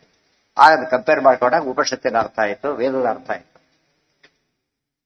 ತಯೋರ್ಗದೇತೆ ಶರೀಸನ್ನಿಕಾಶೆ ಚೂರ್ಣೀಕೃತೆ ದೇಹ ಮಹಾದ್ರಢಿಮ್ನ ಅನ್ಯೋನ್ಯಯೋರ್ವಕ್ಷತಿ ಪಾತಿತೆ ಋಷ ಯಥಾಶ್ವನೋಹೋ ಪಾಂಸು ಪಿಂಡವು ಸುಮುಕ್ತವು. ಇಲ್ಲೊಂದು ಪ್ರಾಬ್ಲಮ್ ಶುರುವಾಯ್ತು. ಏನಂತ, ಅಲ್ಲ ಅದಾದ ಗದೆ ಪುಡಿ ಆಗೋಗ್ಲಿ, ಹಾಳೆ ನಮ್ ದೊಡ್ಡದಲ್ಲ, ಭೀಮಸೇನ ಗದೆ ಪುಡಿ ಆಗಿಬಿಡ್ತಲ್ಲ ಅಂತ ನಮ್ಮ ಪ್ರಶ್ನೆ. ಭೀಮಸೇನ ಗದೆ ಪುಡಿ ಆಯ್ತಲ್ಲ, ಅಲ್ಲಿ ಭೀಮಸೇನ ಗದೆ ಹೋಗ್ಬಿಡ್ತಲ್ಲ ಅಂತ ಪ್ರಶ್ನೆ. ಅವಾಗ ಏನ್ ಹೇಳ್ಬೇಕು, ಅವ್ರದ್ದಲ್ಲ, ಅವ್ರು ಕೊಟ್ಟಿದ್ದು. ಆ ಜರಾಸಂಧ ಬೇಕು, ಭೀಮ ಬೇಕಲ್ಲ. ಆದ್ರಿಂದ ಯಾರ್ದು ಇದಾಯ್ತು, ಭೀಮದ ಗದೆ ಏನೂ ಆಗಿಲ್ಲ. ವಿದ್ಯುತ್ ಪ್ರಚಂಡ ಗದೆ ವರ್ಣನೆ ಮಾಡಿದ್ದಾರೆ. ಅದಕ್ಕೆ ಉತ್ತರ ಕೊಡ್ಲಿಕ್ಕೆ ಆ ಗದೆ ಅನ್ಬ್ರೇಕಬಲ್. ಆ ಗದೆ ಎಂದು ಯಾರು ಬಿಡಿ ಮಾಡಕ್ ಸಾಧ್ಯ ಇಲ್ಲ. ಇವು ಆ ಭೀಮಸೇನ ಗದೆ ಒಯ್ದಿದ್ದಿಲ್ಲ ಅಂತ ಹೇಗೆ ಹೇಳಿದ್ದೀರಿ ಅಂತ ಕೇಳಿದ್ರೆ, ಬ್ರಾಹ್ಮಣ ವೇಷದಲ್ಲಿ ಹೋಗಿದ್ದಾರೆ. ಅವ ಏನು ಯಾತಕ್ಕಾದ್ರು ಆಯುಧ ತಗೊಂಡು ಹೋಗಬಾರ್ದು ಅಂತೇನೆ ಬ್ರಾಹ್ಮಣ ವೇಷ ಹಾಕೊಂಡಿತ್ತು. ಗದಿ ಕೈ ಕೊಟ್ಟು ಬ್ರಾಹ್ಮಣ ಏನಾಗುತ್ತೆ ಈಗ, ಅದು ಯಾರು ಹೇಳ್ತಾರೆ ಅದಕ್ಕೆ ಸಾಧ್ಯ ಇಲ್ಲ. ಯಾವ ಆಚಾರ ಕೈಲಿ ಗದೆ ಹಿಡ್ಕೊಂಡು ಬರ್ಬೇಕು, ಮೊಬೈಲ್ ಹಿಡ್ಕೊಂಡು ಬರ್ಬೋದೇ ಹೊರತು ಗದೆ ಹಿಡ್ಕೊಂಡು ಬರೋದಿಲ್ಲ. ಅದು ಯೋಚನೆ ಮಾಡಿ. ಗದೆ ತಗೊಂಡು ಬಂದಿರಲಿಲ್ಲ ಭೀಮಸೇನ ದೇವರು. ನೀವು ಯಾಕೆ ಹೇಳಿದೆ ಈಗಾಗಲೇ, ಅವ್ರನ್ನ ಲೆಕ್ಕ ಇಲ್ಲದೆ ಅವನು ನಮ್ಮ ಲೆಕ್ಕನೇ ಇಲ್ಲ. ಅದು ಬರಿ ಕೈಲಿ ಹೋಗ್ಬೇಕು ಹೊರಟು. ಬರಿ ಕೈಲಿ ಹೋಗಬಾರ್ದು ಕ್ಷತ್ರಿಯ. ಅದಕ್ಕೇನ್ ಮಾಡಿದ್ರು, ಬ್ರಾಹ್ಮಣ ವೇಷ. ಬ್ರಾಹ್ಮಣರಿಗೆ ಬರೀ ಬಾಯಿ ಹೋಗಬಾರ್ದು ಅಷ್ಟೇ. ಬ್ರಾಹ್ಮಣ ನಾಲೆಡ್ಜ್ ಎಲ್ಲಿರ್ಬೇಕು, ಪರೀಕ್ಷೆಗೆ ಹೋಗೋಣ ಏನಿರ್ಬೇಕು, ಕೈಯಲ್ಲಿ ಏನೂ ಇರಬಾರ್ದು, ತಲೆಯಲ್ಲಿ ಇರ್ಬೇಕು. ಕೈಯಲ್ಲಿ ಇತ್ತಂದ್ರೆ ಸರಿಯಾಗಿ ಓದಿಲ್ಲ ಅಂತ. ಕೈಯಲ್ಲಿ ಇತ್ತಂದ್ರೆ ಎಲ್ಲ ಇಟ್ಬಿಡೋದು, ದೂರ ಎಲ್ಲ ಕೇಳ್ತಾರೆ, ಇಟ್ಟುಬಿಟ್ಟು ಆಮೇಲೆ ಹೋಗ್ಬೇಕು. ಅದು ನಿಜ. ಇಲ್ಲಿ ಬ್ರಾಹ್ಮಣ ಆಗಿರ್ಬೇಕು ಯಾವಾಗ. ಅನ್ಯೋನ್ಯಯೋರ್ವಕ್ಷತಿ ಪಾತಿತೆ ಋಷ ಯಥಾಶ್ವನೋಹೋ ಪಾಂಸು ಪಿಂಡೌ ಸುಮುಕ್ತೋ, ಮುಕ್ತೋ ಅಂದ್ರೆ ಬಿಡಲ್ಪಟ್ಟ, ಸುಮುಕ್ತ ಅಂದ್ರೆ ಜೋರಾಗಿ ಹೊಡೆಯಲ್ಪಟ್ಟ ಅಂತ. ಸಂಚೂರ್ಣಿತ ಗದೌ ವೀರವ್, ಸುಮ್ಮನೆ ಕಥೆ ಕಂಡ ಕಾಣೋದನ್ನ ಉಪನಿಷತ್ತಿಗೆ ಹೊಂದಿಸ್ಬಿಟ್ಟ ಆಚಾರ್ಯರು. ಎಷ್ಟು ದೊಡ್ಡ ತತ್ವ ಹೇಳುತ್ತೆ, ವಾಯು ಜೀವೋತ್ತಮತ್ವ ಹೇಳುತ್ತೆ ಅಂತ ಹೇಳ್ತಾರೆ. ಅದಕ್ಕೇನೆ ಪೃಕ್ಷೋಪಹು ಪಿತುಮಾನ್ ನಿತ್ಯ ಆಶೆ. ಪೃಕ್ಷ ಇಂಥವನ್ನ ಕೊಲ್ತಾರಲ್ಲ, ಅದು ಒಬ್ಬನೇ ಅಷ್ಟು ಸೇನೆ ತಂದವನ್ನ ಹೊಡಿಬೇಕಾದ್ರೆ ಎಷ್ಟು ಶಕ್ತಿ ಇರಬೇಕು. ಅಷ್ಟು ಸೇನೆನೋ ಒಂದು, ಜರಾಸಂಧ ಒಂದು, ಅಷ್ಟು ಸ್ಟ್ರಾಂಗ್ ಇದ್ದವನು. ಅದಕ್ಕೆ ಪೃಕ್ಷ ಸರಿಗೋದು ಹೋಯ್ತು. ಎರಡು ಜರಾಸಂಧನವೇ ಭೀಮನಿಂದ ಹೊಡೆದಿದ್ದಕ್ಕೆ ಅದು ಪುಡಿಯಾಯಿತು, ಇದು ಪುಡಿಯಾಯಿತು. ಪುಡಿಯಾಗಿದ್ದು ಎರಡು ಜರಾಸಂಧನ ಗದೆಗಳ ಹೊರತು ಬೇರೆ ಅಲ್ಲ. ಸಂಚೂರ್ ಏನ ನೀವೇ ಹೇಳಿ, ಇರ್ತಾ ಇಲ್ಲ ನೀವು ಹೇಳಿ, ನೀವೇ ಹೇಳ್ಬೇಕೀಗ. ಯಾರು ಶಕ್ತಿ ಜಾಸ್ತಿ ಈಗ? ಅಷ್ಟೇ ಮತ್ತೆ, ಅಷ್ಟು ತಿಳ್ಕೊಂಡ್ರೆ ಅದು ಸಿಂಪಲ್. ಸಂಚೂರ್ಣಿತ ಗದೌ ವೀರೌ ಜಘ್ನತುರ್ಮುಷ್ಟಿ ಭಿರ್ಮಿಥ ಬ್ರಹ್ಮಾಂಡ ಸ್ಫೋಟ ಸಂಕಾಶೈ ಯಥಾ ಕೇಶವ ಕೈಟಭೌ. ಸಂಚೂರ್ಣಿತ ಗದೌ ವೀರೌ ಜಘ್ನತು ಮುಷ್ಟಿಭಿರ್ಮಿಥ. ಆಮೇಲೆ ಏನ್ ಶುರುವಾಯ್ತು?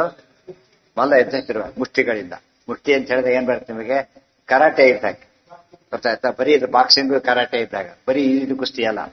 ಕುಸ್ತಿ ಬೇರೆ, ಬಾಕ್ಸಿಂಗ್ ಬೇರೆ, ಇದು ಬೇರೆ, ಕರಾಟೆ ಬೇರೆ, ಡಿಫ್ರೆಂಟ್ ಅವೆಲ್ಲ ಕೂಡ. ಮುಷ್ಟಿಯಿಂದ ಹೊಡಿಬೇಕಾದ್ರೆ ಮುಷ್ಟಿ ಪ್ರಧಾನವಾಗೋದೆಲ್ಲಿ? ಬಾಕ್ಸಿಂಗ್ ಅಲ್ಲಿ ಪ್ರಧಾನ. ಆ ಅರ್ಥ ಯುದ್ಧ ನಡೀತಿ. ಬಾಕ್ಸಿಂಗ್ ಅಲ್ಲಿ ಸಾಮಾನ್ಯವಾಗಿ ಸತ್ತವರು ಜಾಸ್ತಿ ಜನ ಇದ್ದಾರೆ.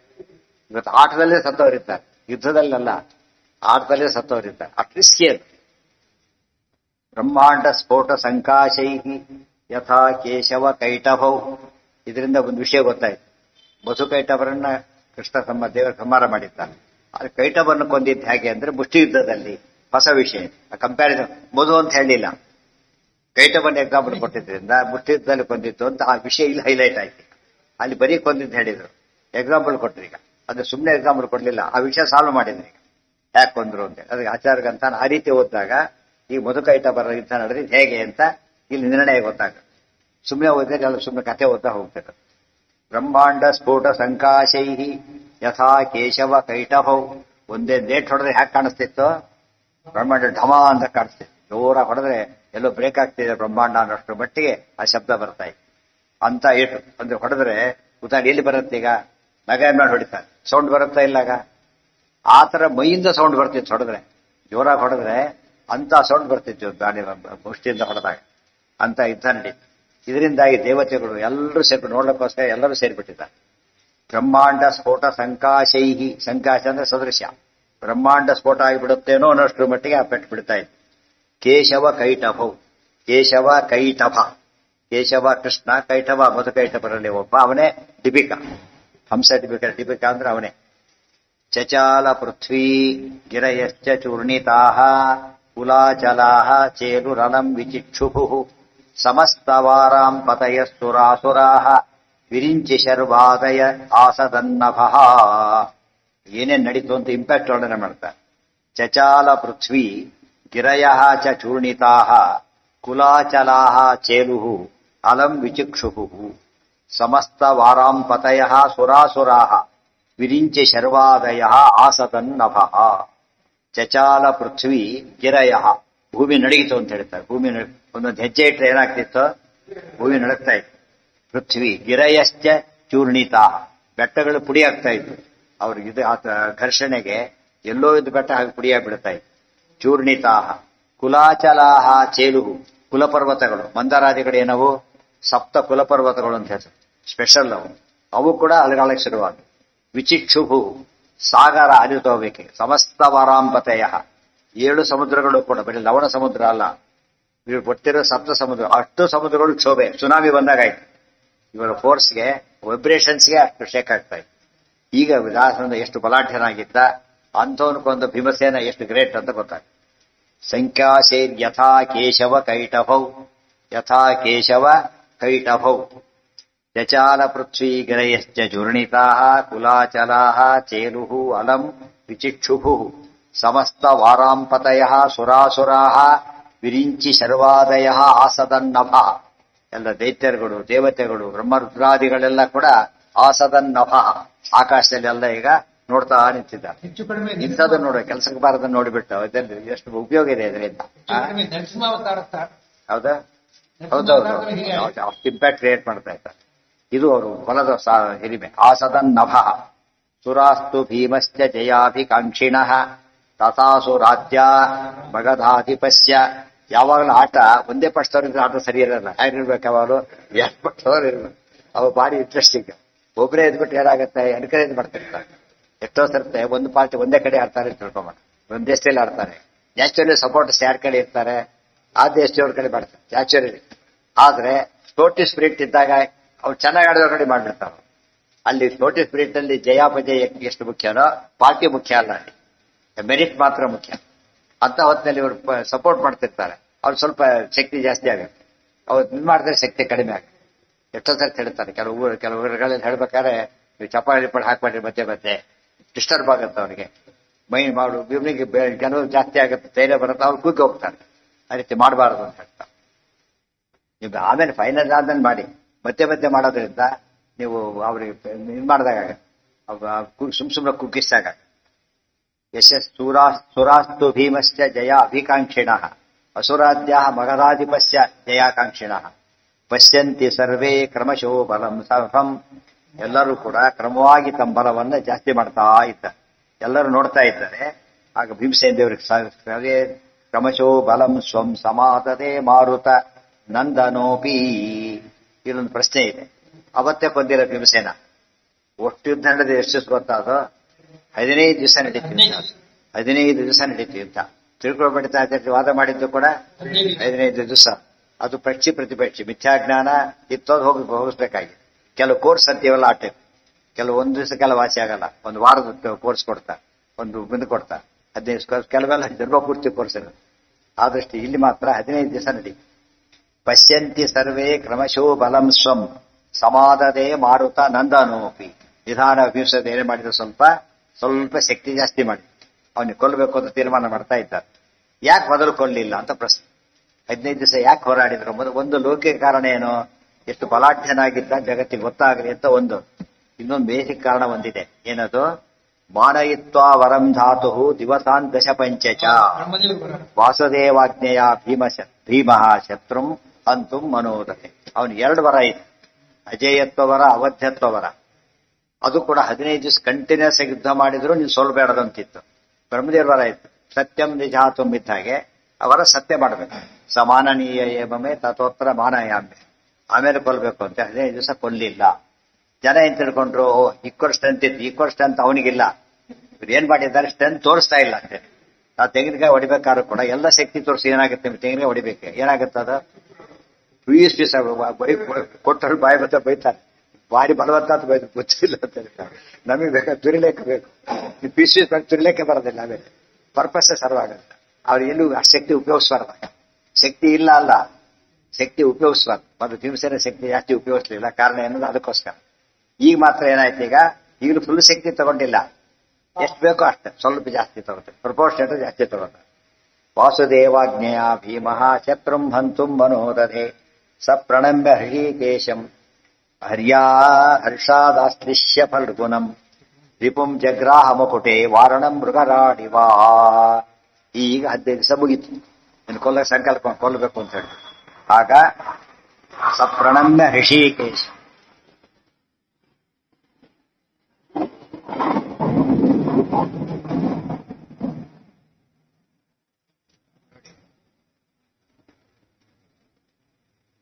ಈಗ ಪ್ಲೇನ್ ಶಬ್ದ ಕೇಳಿಸ್ತು. ಪ್ಲೇನ್ ಏನು ಮಾಡಿಲ್ಲ, ಸುಮ್ಮನೆ ಹೋಗ್ತಾ ಇದೆ. ಎಷ್ಟು ಶಬ್ದ ತಡ್ಕೊಳಕ ಸುಮ್ಮನೆ ಹೋದ್ರೆ ಸಾಕು. ನಮ್ಗೆ ಏನಾಗ್ತಾ ಇದೆ, ದೊಡ್ಡ ಡಿಸ್ಟರ್ಬೆನ್ಸ್ ಆಗುತ್ತೆ.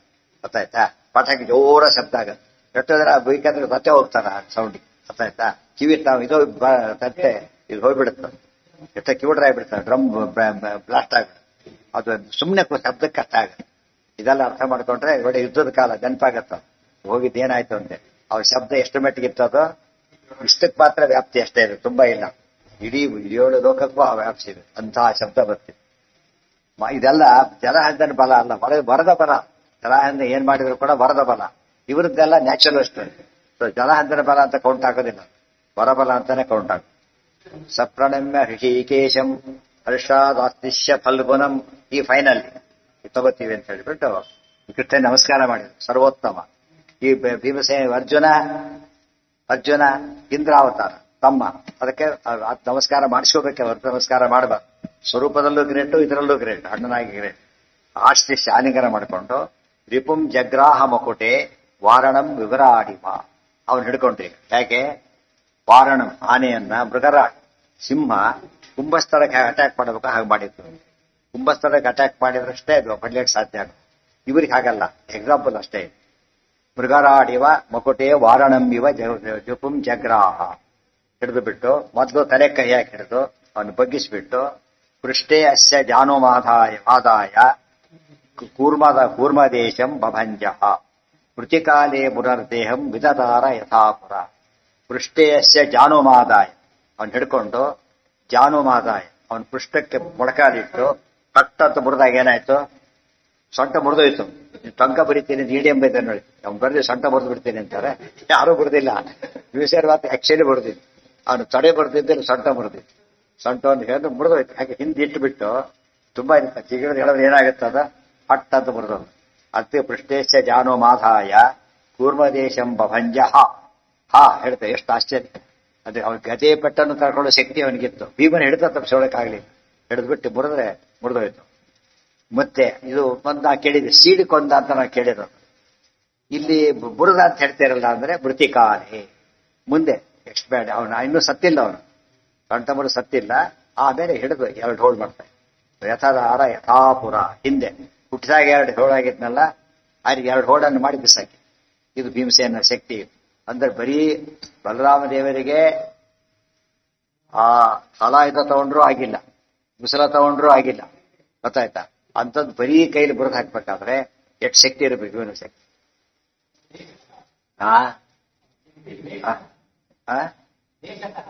ಯಾರ್ದು ಇಷ್ಟೆಲ್ಲ ತೋರಿಸಿದ್ರು ಕೂಡ ಲೇಸತ. ಇಷ್ಟು ತೋರಿಸಿದ್ರು ಇದು ಫುಲ್ ಸ್ಟ್ರೆಂತ್ ತೋರಿಸೋದಿಲ್ಲ. ಬೇಕೇ ಇಲ್ಲ, ಎಷ್ಟೇ ಆದ್ರೂ ಕೂಡ ಫುಲ್ ಸ್ಟ್ರೆಂತ್ ತೋರಿಸ್ಬೇಕಾಗಿಲ್ಲ. ಮರ್ಮಣ್ಣೇವ ನ ಹಂತವ್ಯ ಮಯಾಯಮಿತಿ ಪ್ರವೃತ್ತಿ ಅನ್ನೋ ಕೆಲವು ಪ್ರಶ್ನೆಗಳ ಉತ್ತರ. ಈಗ ಯಾಕೆ ಗದೆಯಿಂದನೇ ಹೊಡಿಬಹುದಾಗಿತ್ತು, ಬೇರೆ ರೀತಿ ಕೊಲ್ಬೋದಾಗಿತ್ತು ಅಂದ್ರೆ ಇಲ್ಲ. ಮರ್ಮಸ್ಥಾನದಲ್ಲಿ ಹೊಡೆದು ಕೆಲವು ಕಡೆ ಹೊಡಿಬಹುದು, ಸತ್ತೋಗ್ಬಿಡ್ತಾನೆ. ಯಾರೋ ಅವ್ನು ಬಹಳ ಫೇಮಸ್ ಇವನಿದ್ನಂತ, ಯಾವನವನು ಬಾಕ್ಸರ್, ಫೇಮಸ್ ಬಾಕ್ಸರ್. ಏನು ಎಲ್ಲಿ ಹೊಡೆದು ಹೊಡಿ ಅಂತೀರಿ, ಬಟ್ಟೆ ಹೊಡೆದು ಏನಾಗ್ತಿದ್ದಿಲ್ಲ ಅಂತ. ಅವಾಗ ಏನಾಯ್ತು, ಯಾರೋ ಒಂದು ಮಗು ಸಣ್ಣವನು ಕರೆದ್ರು, ಹುಡುಗ ಹೊಡಿ ಅಂದ್ರು, ಹೊಡೆದು ಸತ್ಯ ಹೋದ ಹುಡುಗ ಹೊಡೆದು. ಗೊತ್ತಾಯ್ತಾ? ಹುಡುಗ ಸತ್ಯ ಹೊಡೆದು ಸತ್ತ ಹೋದ ಹುಡುಗ ಹೊಡೆದು. ಯಾಕೆ ಅವ್ನು ಏನಾಗಿತ್ತ, ಫಸ್ಟ್ ಅವನು ಇನ್ನೊಬ್ಬರೇ ಪ್ರಿಪೇರ್ ಆಗಿ ನಿಂತ್ಕೊತಿದ್ದ, ಉಸಿರು ಹಿಡ್ಕೊಂಡು ಏನಾಗ್ತಿದ್ದಿಲ್ಲ. ಇವನೇನ್ ಮಹಾ ಹುಡುಗ ಅಂತ ಹೊಡೆದ ಸತ್ಯ ಹೋಗ್ಬಿಟ್ಟ. ಅದು ತಯಾರಾಗಬೇಕು. ತಯಾರಾದಾಗ ಏನಾಗುತ್ತೆ, ಸುಮ್ಮನೆ ಎಳೆದ್ಬಿಟ್ರೆ ಬಿದ್ದು ಬಿಡ್ತಾನೆ. ಈಗ ಎಡಿ ಹಿಡಿ ನೋಡಿದ್ರೆ ಸ್ಟಿಫ್ ಆಗ್ತಾನೆ ಅವನು, ಎಳೆದ್ರೆ ಬಿದ್ದು ಬೀಳೋದಿಲ್ಲ. ಅದು ಜರಾಸಂಧ ಎಷ್ಟು ಮಾಡಿದ್ರು ಕೂಡ ಏನಾಗಲಿ. ಮತ್ತೆ ಬಟ್ಟೆ ಹೊಡೆದ್ರು ಕೂಡ ಸತ್ತವನು. ಯಾತಕ್ಕೆ ಅಂದ್ರೆ ಹೊಡೆದಿದ್ದಲ್ಲಿಗೆ ಅವ್ರಿದಿಲ್ಲ. ಕೆಲವು ಕಡೆ ಏಟು ಬಿದ್ದರೆ ಸಾಯೋದು ಸುಲಭ, ಕೆಲವು ಕಡೆ ಏಟು ಬಿದ್ದರೆ ಏನಾಗಲ್ಲ, ಮುರಿತ ಅಷ್ಟೇ. ಇವನು ಸಾಯಲ್ಲ, ಅದು ಮರಣಾಂತಿಕ ಆಗೋದಿಲ್ಲ, ಫ್ಯಾಟಲ್ ಆಗೋದಿಲ್ಲ. ಬಟ್ಟೆ ಹೊಡೆದ್ರೆ ಫ್ಯಾಟಲ್ ಆಗುತ್ತೆ. ಅದು ಭೀಮಸೇನ ಎಲ್ಲಿ ಹೊಡಿಲಿಲ್ಲ, ಮರ್ಮಸ್ಥಾನಕ್ಕೆ ಹೊಡಿಲಿಲ್ಲ. ಸೊಂಟ ಮುರಿದ್ರೆ ತಕ್ಷಣ ಸಾಯ್ಬೇಕಾಗಿಲ್ಲ. ಆಮೇಲೆ ಸಿಡಿದ್ರು ಒಂದು ಕಾಲು ತುಂಡಾದ್ರೂ ಕೂಡ ಸಾಯೋದಿಲ್ಲ. ಆದ್ರೆ ಭೀಮಸೇನ ಹೊಡೆತ ಹೇಗಿತ್ತು ಅಂದ್ರೆ ಎಲ್ಲಿ ಹೊಡೆದ್ರು ಜನ ಸಾಯ್ಬೇಕು ಅಂತ ಶಕ್ತಿ. ಗೊತ್ತಾಯ್ತಾ? ಎಲ್ಲಿ ಹೊಡೆದ್ರು ಕೂಡ ಸಾಯೋಷ್ಟು ಪೆಟ್ಟು ಹಚ್ಚಕ್ ಬರ್ತೀವಿ. ಅದಕ್ಕೇನೆ ಯಾರನ್ನು ರಾಕ್ಷಸ ಯಾರ್ಯಾರು ಕೊಂದಿದ್ದಾರೆ ಭೀಮಸೇನ, ಶಸ್ತ್ರದಿಂದ ಕೊಂದಿಲ್ಲ. ಯಾಕೆ ಕೊಲ್ಲೋದು ಎಲ್ಲರನ್ನು ಕೂಡ? ಹೊಡೆದ ಹೊಡೆಯೋದು, ಪೀಸಾಕೋದು, ಕಿತ್ತಾಕೋದು, ಸೀಡಿ ಹಾಕೋದು ಹೊರತು ಬೇರೆ ಅಲ್ಲ. ಸೊ ಮರ್ಮಸ್ಥಾನಕ್ಕೆ ಹೊಡೆದ್ರೆ ಅದಕ್ಕೆ 1-2 ಶಸ್ತ್ರಾಸ್ತ್ರ ತಗೊಂಡು ಹೊಡೆದ, ಡಿಪೆಂಡೆನ್ಸ್ ಇಸ್ ಮೋರ್. ಹೊಡೆದ್ರೆ ಡಿಪೆಂಡೆಂಟ್ ಅಂತ ಶೂಟ್ ಮಾಡಿದ, ಅದು ಫಿಸಿಕಲ್ ಸ್ಟ್ರೆಂತ್ ಅಲ್ಲ, ಅದ್ರ ಸ್ಟ್ರೆಂತ್ ಅಷ್ಟೇ. ಆಮೇಲೆ ಮರ್ಮಸ್ಥಾನಕ್ಕೆ ಹೊಡೆದ, ಅದು ವೀಕ್ ಪಾಯಿಂಟ್ ಆಯ್ತು. ಆದ್ರೆ ಭೀಮಸೇನ ಶಸ್ತ್ರಾಸ್ತ್ರನೂ ತಗೊಳ್ತಿರ್ಲಿಲ್ಲ, ಮರ್ಮಸ್ಥಾನಕ್ಕೂ ಹೊಡಿತಿರ್ಲಿಲ್ಲ. ಎಲ್ಲಿ ಹೊಡೆದು ಸಾಯ್ತಾ ಇದ್ರು ಅಂತ ಏಟಾಗಿ. ಅದು ಭೀಮನ ಪೆಟ್ಟು ಹೇಗಿರುತ್ತೆ ಗೊತ್ತಾಯ್ತಲ್ಲ, ಅದು ವಿಶಿಷ್ಟವಾದ ಮಹಿಮೆ. ಇದೆಲ್ಲ ಕಂಪೇರ್ ಮಾಡಿದಾಗ ಬಲಾಬಲ ನಿರ್ಣಯ ಆಗ್ಬೇಕು. ಸೊ ಡೆಸಿಸಿವ್ ವಿಕ್ಟರಿ ಯಾರದೀಗ? ಭೀಮಸೇನ. ಆದ್ರಿಂದ ನಮ್ಗೇನ್ ಧೈರ್ಯ ಬಂತೀಗ? ವಾಯುಸ್ತುತಿ ಎಲ್ಲ ಏನವು ಡೆಸಿಸಿವ್ ಹೇಳಿದ್ರೆ ಕೆಲಸ ಆಗಲೇಬೇಕು ಅಂದ್ರೆ ಆಗಲೇಬೇಕು. ಫೇಲ್ ಆಗಿದ್ದ ಕೇಸ್ ಇಲ್ಲೇ ಇಲ್ಲ, ಅಷ್ಟು ಶಕ್ತಿ ಇದೆ. ಇವರಿಗೆ ಉಪಯೋಗಿಸೋದು ಗೊತ್ತಿರ್ಬೇಕಾಗ್ತದೆ. ಎಲ್ಲ ಕಥೆಗಳು ಹರಿಕಥೆಯವರು ಸ್ವಲ್ಪ ಎಂಟರ್ಟೈನ್ ಮಾಡ್ಲಿಕ್ಕೆ ಟೈಮ್ ಬೇರೆ ಉಳಿದಿರ್ತದೆ, ಅಡ್ಜಸ್ಟ್ ಮಾಡ್ಲಿಕ್ಕೆ ಟೈಮ್ ಸಾಲದು ಅಂತೇಳಿ ಜೋಕ್ಸ್ ಏನ್ ಬರಲ್ಲ ಆ ತರ. ಅದೆಲ್ಲ ಅದೆಲ್ಲ ಏನು ಜನಗಳ ಸಾಮಾನ್ಯ ಜನಗಳಿಗೆ ಅದು ಇಟ್ಕೊಡೋದು ಅಷ್ಟೇ. ವಸ್ತುಸ್ಥಿತಿ ಹಾಗಿಲ್ಲ. ಮತ್ತೆ ಇನ್ನೂ ಬೇರೆ ಇದೆ, 21 ಸತಿ ಮತ್ತೆ ಕುಡ್ಕೊಂಡ ಅಂತ ಹೇಳಿ. ಸಿಡಿದ ಮತ್ತೆ ಸಿಡಿದ ಮತ್ತೆ ಕೊಡ್ತಾ ಇತ್ತು. 21 ಸಲ ಸಿಡ್ಬಿಡ್ತು. ಭೀಮಸೇನ ತಲೆ ಕೆಟ್ಟೋಗ್ಬಿಡ್ತು. ಕೃಷ್ಣ ಏನ್ ಮಾಡ್ದ, ಒಂದು ಹುಲ್ಲು ಕಟ್ಟಿ ಬಿಡಿಸಿ ಹೀಗೆ ತೋರಿಸ್ದ. ಅವಾಗ ಉಲ್ಟಾ ಪಲ್ಟ ಆಗ್ತಾ ಸರಿ ಹೋಯ್ತು. ಕೇಳೋರಿಗೆ ಅಷ್ಟೇ ಹೊರತು ಅದಲ್ಲ. ಅದರಿಂದ ನಮಗೇನು ನಷ್ಟನೂ ಇಲ್ಲ, ಲಾಭ ಅಂತೂ ಅವರಿಗಿಲ್ಲ, ನಷ್ಟ ನಮಗಿಲ್ಲ. ಅದು ಹೇಳಿ ಉಪಯೋಗ ಇಲ್ಲ ಅವರು. ಯಾತಕ್ಕೆ 21 ಸರ್ತೆ ಭೀಮ ಸೆಡೆ ಹಾಕ್ದ ಅಂತ ಕೇಳಿದ್ರೆ ಭೀಮನ ಶಕ್ತಿ ಎಷ್ಟಿತ್ತು? ಸಮೂಹ ಮ್ಯಾನೇಜ್ ಮಾಡಿದಾಗಲ್ಲ, ಡಿಸಿಸಿವ್ ವಿಕ್ಟಿಮ್. 3 ಸತ್ ಗೆದ್ದು 2 ಸತ್ ಗೆದ್ರೆ ಏನಾಗುತ್ತೆ ಅಲ್ಲಿಗೆ ತೀರ್ಮಾನ ಮಾಡ್ಬಿಡುತ್ತೆ. 21 ಸತ್ ಸಿಡ್ತಾರೆ ಅಂದ್ರೆ ಭೀಮಸೇನ ಶಕ್ತಿ ಎಷ್ಟು? 20 ಸತಿ ಊಟ ಮಾಡ್ತೀರಾ, ಊಟ ಆದ ತಕ್ಷಣ 21 ಸಲ ಮಾಡಕ್ಕಾಗತ್ತಾ?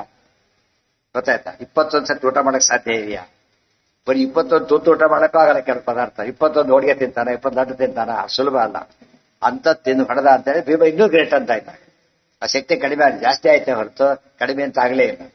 ಎಷ್ಟೋ ಸತ್ತೆ ಒಂದು ಪರೀಕ್ಷೆ ಕೂತಿರ್ತಾರೆ, ಹೇಳಿದ್ದೇನೆ ತುಂಬಾ ಸತ್ತ, ಕಡಿಮೆ ಮಾಡಿಸೋದು ವಿತರಣೆ ಮಾಡ್ಕೊತಾರೆ, ನೆಕ್ಸ್ಟ್ ಇನ್ನೂ ಕಡಿಮೆ ಬಂದ್ಬಿಡ್ತಾರೆ, ಕೆಲಸ ಫೇಲ್ ಆಗಿ ಹೋಗ್ಬಿಡ್ತಾರೆ. ಅದೇ ಕಾನ್ಸಿಕ್ಯೂಟಿವ್ ಮಾಡಕ್ ಬರೋದಿಲ್ಲ. ಇದು ಬಿಟ್ಬಿಡಿ, ಎಕ್ಸಾಮ್ ಆಯ್ತು ಈಗ, ಒಂದು 15 ಬಿಟ್ಟು ಪ್ರಶ್ನೆ ಕೇಳಿ, ಎಷ್ಟೋ ಪ್ರಶ್ನೆ ಉತ್ತರ ಕೊಡಕ್ ಬರಲ್ಲ ಅವನಿಗೆ. ಆಗ ಪ್ರಿಪೇರ್ ಆಗಿರ್ತಾರಾಗ ಎಲ್ಲ ಮರ್ಚೋಗ್ಬಿಟ್ಟಿರ್ತಾಗಲಿ. ಅರ್ಥ ಆಯ್ತಾ? ಅಂದ್ಮೇಲೆ ಕಾನ್ಸಿಕ್ಯೂಟಿವ್ ಹೊಡಿಬೇಕಾದ್ರೆ ಎಷ್ಟು ಕಷ್ಟ. ಬೆಟ್ಟ ಹತ್ತಾರೆ, ಇನ್ನೊಮ್ಮೆ ಸ್ವರಾಯ ಸಾಕು, ಇನ್ನೊಮ್ಮೆ ಹತ್ತಿಡಿ ಅಂತ ಕೇಳಿದ್ರೆ ಇವತ್ತು ಇಷ್ಟೇ ಸಾಧ್ಯ, ಸಾಕಾಗಲ್ಲ. ಇನ್ನೊಮ್ಮೆ ಹತ್ತದ 15 ಸಾವಿರ ಪಟ ಪಟ ಪಟ ಓಡಾಡ್ತಾರೆ, ಏನರ್ಥ ಅದಕ್ಕೆ? ಅವ್ರು ಲೆಕ್ಕನೇ ಇಲ್ಲ ಅಂತ. 3 ಸತಿ ಆಚರಣೆ ಮಾಡೋದ್ರಲ್ಲಿ ತುಂಬಾ ಜನ ಒಂದ್ ಸತ್ತಿಗೆ ಹೀಗೆ ಮಾಡಿಬಿಡ್ತಾರೆ, ಗೊತ್ತಾ ನಿಮಗೆ? 3 ಸತಿ ಆಚರಣೆ ಮಾಡಿದ್ರೆ ಸೋಮಾರಿತಾರೆ, ಒಂದ್ ಸತ್ ಹಾಕತ್ತಾರೆ, ಎಷ್ಟು ಮುಗಿಸ್ಬಿಡ್ತಾರೆ. ಅಂದ್ರೆ ಅಷ್ಟು ಸೋಮಾರಿತಾರೆ ನಮ್ಮಲ್ಲಿದೆ. 23 ಸತಿ ಆಚರಣೆ ಮಾಡ್ಲಿಕ್ಕೆ ಆಗದೈತ ಮನುಷ್ಯ 20 ಸಲ ಗ್ರಹವನ್ನು ಕೊಳ್ಳಬೇಕು ನೆನೆಸ್ಕೊಂಡಾಗ. ಆ ದೊಡ್ಡವರು ಸಣ್ಣವರು ಬೇಡ, ಒಟ್ಟೇನಿದೆ ಅಲ್ಲಿಗ, ನಮಗೇನಿದೆ ಅಲ್ಲಿಗ ಮಾಡಲಿಕ್ಕೆ ಪೇಷನ್ಸ್ ಇಲ್ಲ ಅಂತ ಅರ್ಥ ಆಯ್ತಾ? ನಿಜವಾಗ್ಲೂ ಅಬ್ಸರ್ವ್ ಮಾಡಿದ್ರೆ ನೀವು ಸ್ವಲ್ಪ ಯೋಚನೆ ಮಾಡಿ, ನೀವು ಅಬ್ಸರ್ವ್ ಮಾಡಿದ್ರೆ ಸರಿಯಾಗಿ ಎಲ್ಲೆಲ್ಲಿ ಆಚರಣೆ ಮಾಡಬೇಕು ಅಷ್ಟು ಫುಲ್ ಆಚರಣೆ ಮಾಡಿದ್ರೆ ಅರ್ಥ ಆಯ್ತಾ? ಸಂಧ್ಯಾವನೆ ಮಾಡ್ಲಿಕ್ಕೆ ಬಹಳ ಹೊತ್ತು ಬೇಕು. ಅರ್ಥ ಆಯ್ತಾ ನಿಮಗೆ? ತುಂಬಾ ಹೊತ್ತು ಬೇಕಾಗುತ್ತೆ. ಅದೇ ರೀತಿ ಎಲ್ಲಾದ್ರೂ ಅದೇ ರೀತಿ ಮಾಡ್ಲಿಕ್ಕೆ ಹೊರಟಾಗ, ಬಟ್ ಅಭ್ಯಾಸ ಆಗ್ತಾ ಏನಾಗುತ್ತೆ, ಫಾಸ್ಟ್ ಮಾಡಕ್ ಬರುತ್ತೆ. ಎಷ್ಟೇ ಫಾಸ್ಟ್ ಮಾಡಿದ್ರು ಕೂಡ ಅದು ಎಲ್ಲಿ ಬ್ರೇಕ್ ಆಗೇ ಆಗತ್ತೆ, ಪ್ರಾಬ್ಲಮ್ ಸಿಕ್ಕೇ ಸಿಗುತ್ತೆ. ಮತ್ತೆ ಯಾವುದೋ ಕಾಫಿ ತಿಂಡಿ ಆಗಿದ್ದು ಆವೇಶನ ಬೇರೆ ಮಧ್ಯೆ ಬರ್ತಿರುತ್ತೆ ಅವನಿಗೆ. ಹೀಗಾಗಿ ಸಾಂಗೋಪಾಂಗ ಮಾಡೋದು ಸುಲಭದ ಕೆಲಸ ಅಲ್ಲ. ಅದು ಭಾರಿ ನಿಷ್ಠೆ ಬೇಕು, ಭಾರಿ ಎಕ್ಸ್ಪೀರಿಯನ್ಸ್ ಬೇಕು, ವೈರಾಗ್ಯ ಭಾರಿ ಇರಬೇಕು. ಅವೆಲ್ಲ ಇಲ್ಲದವ್ರು ಮಾಡಕ್ ಬರೋದಿಲ್ಲ, ತುಂಬಾ ಜನ ಗೊತ್ತಾಗೋದಿಲ್ಲ ಅದು.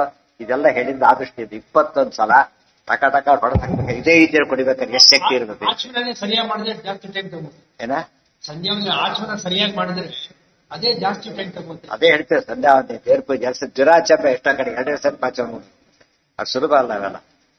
ಅದಕ್ಕೆ ಕರ್ಮಾಚರಣೆ ಅಷ್ಟು ಸುಲಭ ಅಲ್ಲ ಅಂತ ಹೇಳೋದಕ್ಕೆ ಇದನ್ನು ತೋರಿಸ್ತಾರೆ. ಇಂಥದ್ದು ಇಷ್ಟು ಎಫರ್ಟ್ಸ್ ಮಾಡಬೇಕಾದ್ರೆ ಎಷ್ಟು ಗ್ರೇಟ್ ಇರಬೇಕು. ಅದು ಬೇಜಾರಿಲ್ಲ, ಯಾವ ತರದಿಲ್ಲ. ಮತ್ತೆ ಕೃಷ್ಣ ಅದಕ್ಕೆ ಫುಲ್ ಲೋಪ ಮಾಡ್ತಿರೋದು. ಅದು ಆದಷ್ಟು ಕೂಡ ಲೋಪ ಮಾಡಬಾರ್ದು. ಬೈ ಚಾನ್ಸ್ ಆದ್ರೆ ಅನಿವಾರ್ಯ, ಏನು ಮಾಡಕ್ ಮುಂದೆ ಸ್ವಾರಸ್ಯ ನೋಡಿ. ಎಷ್ಟು ಸಲ ನಾವು ಆಚರಣೆ ಮಾಡ್ತೀವೋ ಅಷ್ಟು ಪರಮಾತ್ಮ ನಾಮಸ್ಮರಣೆ ಆಗ್ತದೆ. ಅನುಸಂಧಾನ ಇರ್ಬೇಕಲ್ಲ, ಮಾಡೋ ಅನುಸಂಧಾನ ಇರ್ಬೇಕಾದ್ರೆ ತಲೆ ಕಟ್ಬಿಡುತ್ತೆ ಅಷ್ಟೊತ್ತಿಗೆ. ಹಸಿ ಆಗಿರುತ್ತೆ, ಇದಾಗಿರುತ್ತೆ, ಹೇಳೋದು ಲೇಟಾಗಿ ಎದ್ದಿರ್ತಾರೆ ಆಗ್ಲೇನೆ, ಬೇಗ ಮೂಸ ಟಕ ಟಕ ಟಕ ಮುಗಿಸ್ಬಿಡ್ತಾರೆ. ಅದು ಧಾರವಾಡಕ್ಕೆ ಇಳಿಯ ಮೇಲೆ ಎಲೆ ಮೇಲೆ ಅನ್ನ, ತಲೆ ಮೇಲೆ ನೀರು ಅಂತ ಬಡಿಸಿದ ಮೇಲೆ ಸಾರಕ್ಕೆ ಹೋಗೋದು. ಅವನು ಬರೋ ಹೊತ್ತಿಗೆ ಬಡಿಸಿರ್ಬೋದು, ಏನ್ ಸಂಧಾನ ಮಾಡ್ತಾರ ಇಲ್ಲ ಅಂತ ಅರ್ಥ. ಬರೋದು ಊಟ ಕೊಡೋದು ಅಷ್ಟೇ ಕೆಲಸ. ಅದು ಒಳ್ಳೆ ಇಡಿಯಂ ಅದು. ಎಲೆ ಸಾಯಂಕಾಲ ಎಲೆ ಮೇಲೆ ಅನ್ನ, ತಲೆ ಮೇಲೆ ಇದ್ದಾಗ ಸಂಧ್ಯಾವನೆ ಅಂದ್ರೆ ರಾತ್ರಿ 10 ಕೂಟ 10ಗೆ 9 ಸಂಧ್ಯಾವನೆ ಕೊಡ್ತಾನೆ. ಸೂರ್ಯಾಸ್ತ ಮುಂಚೆ ಮಾಡೋಕೆ ಗೊತ್ತಿಲ್ಲ. ತುಂಬಾ ಜನ ಮಾಡೋರು ಕೂಡ ಸಕಾಲಕ್ಕೆ ಮಾಡೋದಿಲ್ಲ, ಯಾವುದೋ ಕಾಲದಲ್ಲಿ ಮಾಡ್ತಾರೆ. ಊಟಕ್ಕೆ ಅದಕ್ಕೆ ಲಿಂಕ್ ಮಾಡಿಬಿಡ್ತಾರೆ. ಇನ್ನು ಬಡಿಸೇ ಇಲ್ಲ ಸಂಧ್ಯಾವನೆ ಮಾಡಿ ಅಂತ ಹೇಳಲ್ಲ. ಬಡಿಸೋ ಇಲ್ಲ ಶಾಸ್ತ್ರ ಹೇಳಿದ್ಯಾ? ಹೇಳಿ. ಯಾವ್ದನ್ನ ಮಧ್ಯಾಹ್ನಕ್ಕೆ 1 ಗಂಟೆ ಒಳಗೆ ಅಂತಿಲ್ಲ, ಸರಿಯಾಗಿ 12 ಗಂಟೆ ಮಾಡಿದ್ರೆ ಮಧ್ಯಕ್ಕೆ ನಂಬರ್ 1. ಸ್ವಲ್ಪ ಮುಂಚೆ ಮಾಡೋದು ಇನ್ನೂ ಒಳ್ಳೆ, ಸ್ವಲ್ಪ ಮುಂಚೆ ಮಾಡಬೇಕು, ಆದಷ್ಟು ಕ್ರಾಸ್ ಮಾಡಬಾರ್ದು. ಗೊತ್ತಾಯ್ತಾ? ತೀರಾ ಆಪತ್ಕಾಲದಲ್ಲಿ ಬೇರೆ, ಕರೆಕ್ಟ್ ಟೈಮ್ ಮಾಡ್ಬೇಕು ಅಂತಿದ್ರೆ ಆ ರೀತಿ ಮಾಡಿ. ಏನು ಗಂಟೆ ಕೊಡ್ಲಕ್ಕೆ ಹೋಗ್ಬಾರ್ದು. ಯಾಕೆಂದ್ರೆ ಗಂಟೆ ಚೇಂಜ್ ಆಗತ್ತೆ, ಸೂರ್ಯ ಚೇಂಜ್ ಆಗೋದ್ರಿಂದ ಯಾವ್ದು ಗಂಟೆ ಕೊಟ್ಟರೆ ಉಪಯೋಗ ಇಲ್ಲ. ಯಾವ ಕಾಲ ಕೂಡ ಗಂಟೆ ಕೊಡ್ಲಕ್ಕೆ ಹೋಗ್ಲೇಬಾರ್ದು, ವೇರಿ ಆಗ್ತಿರುತ್ತೆ.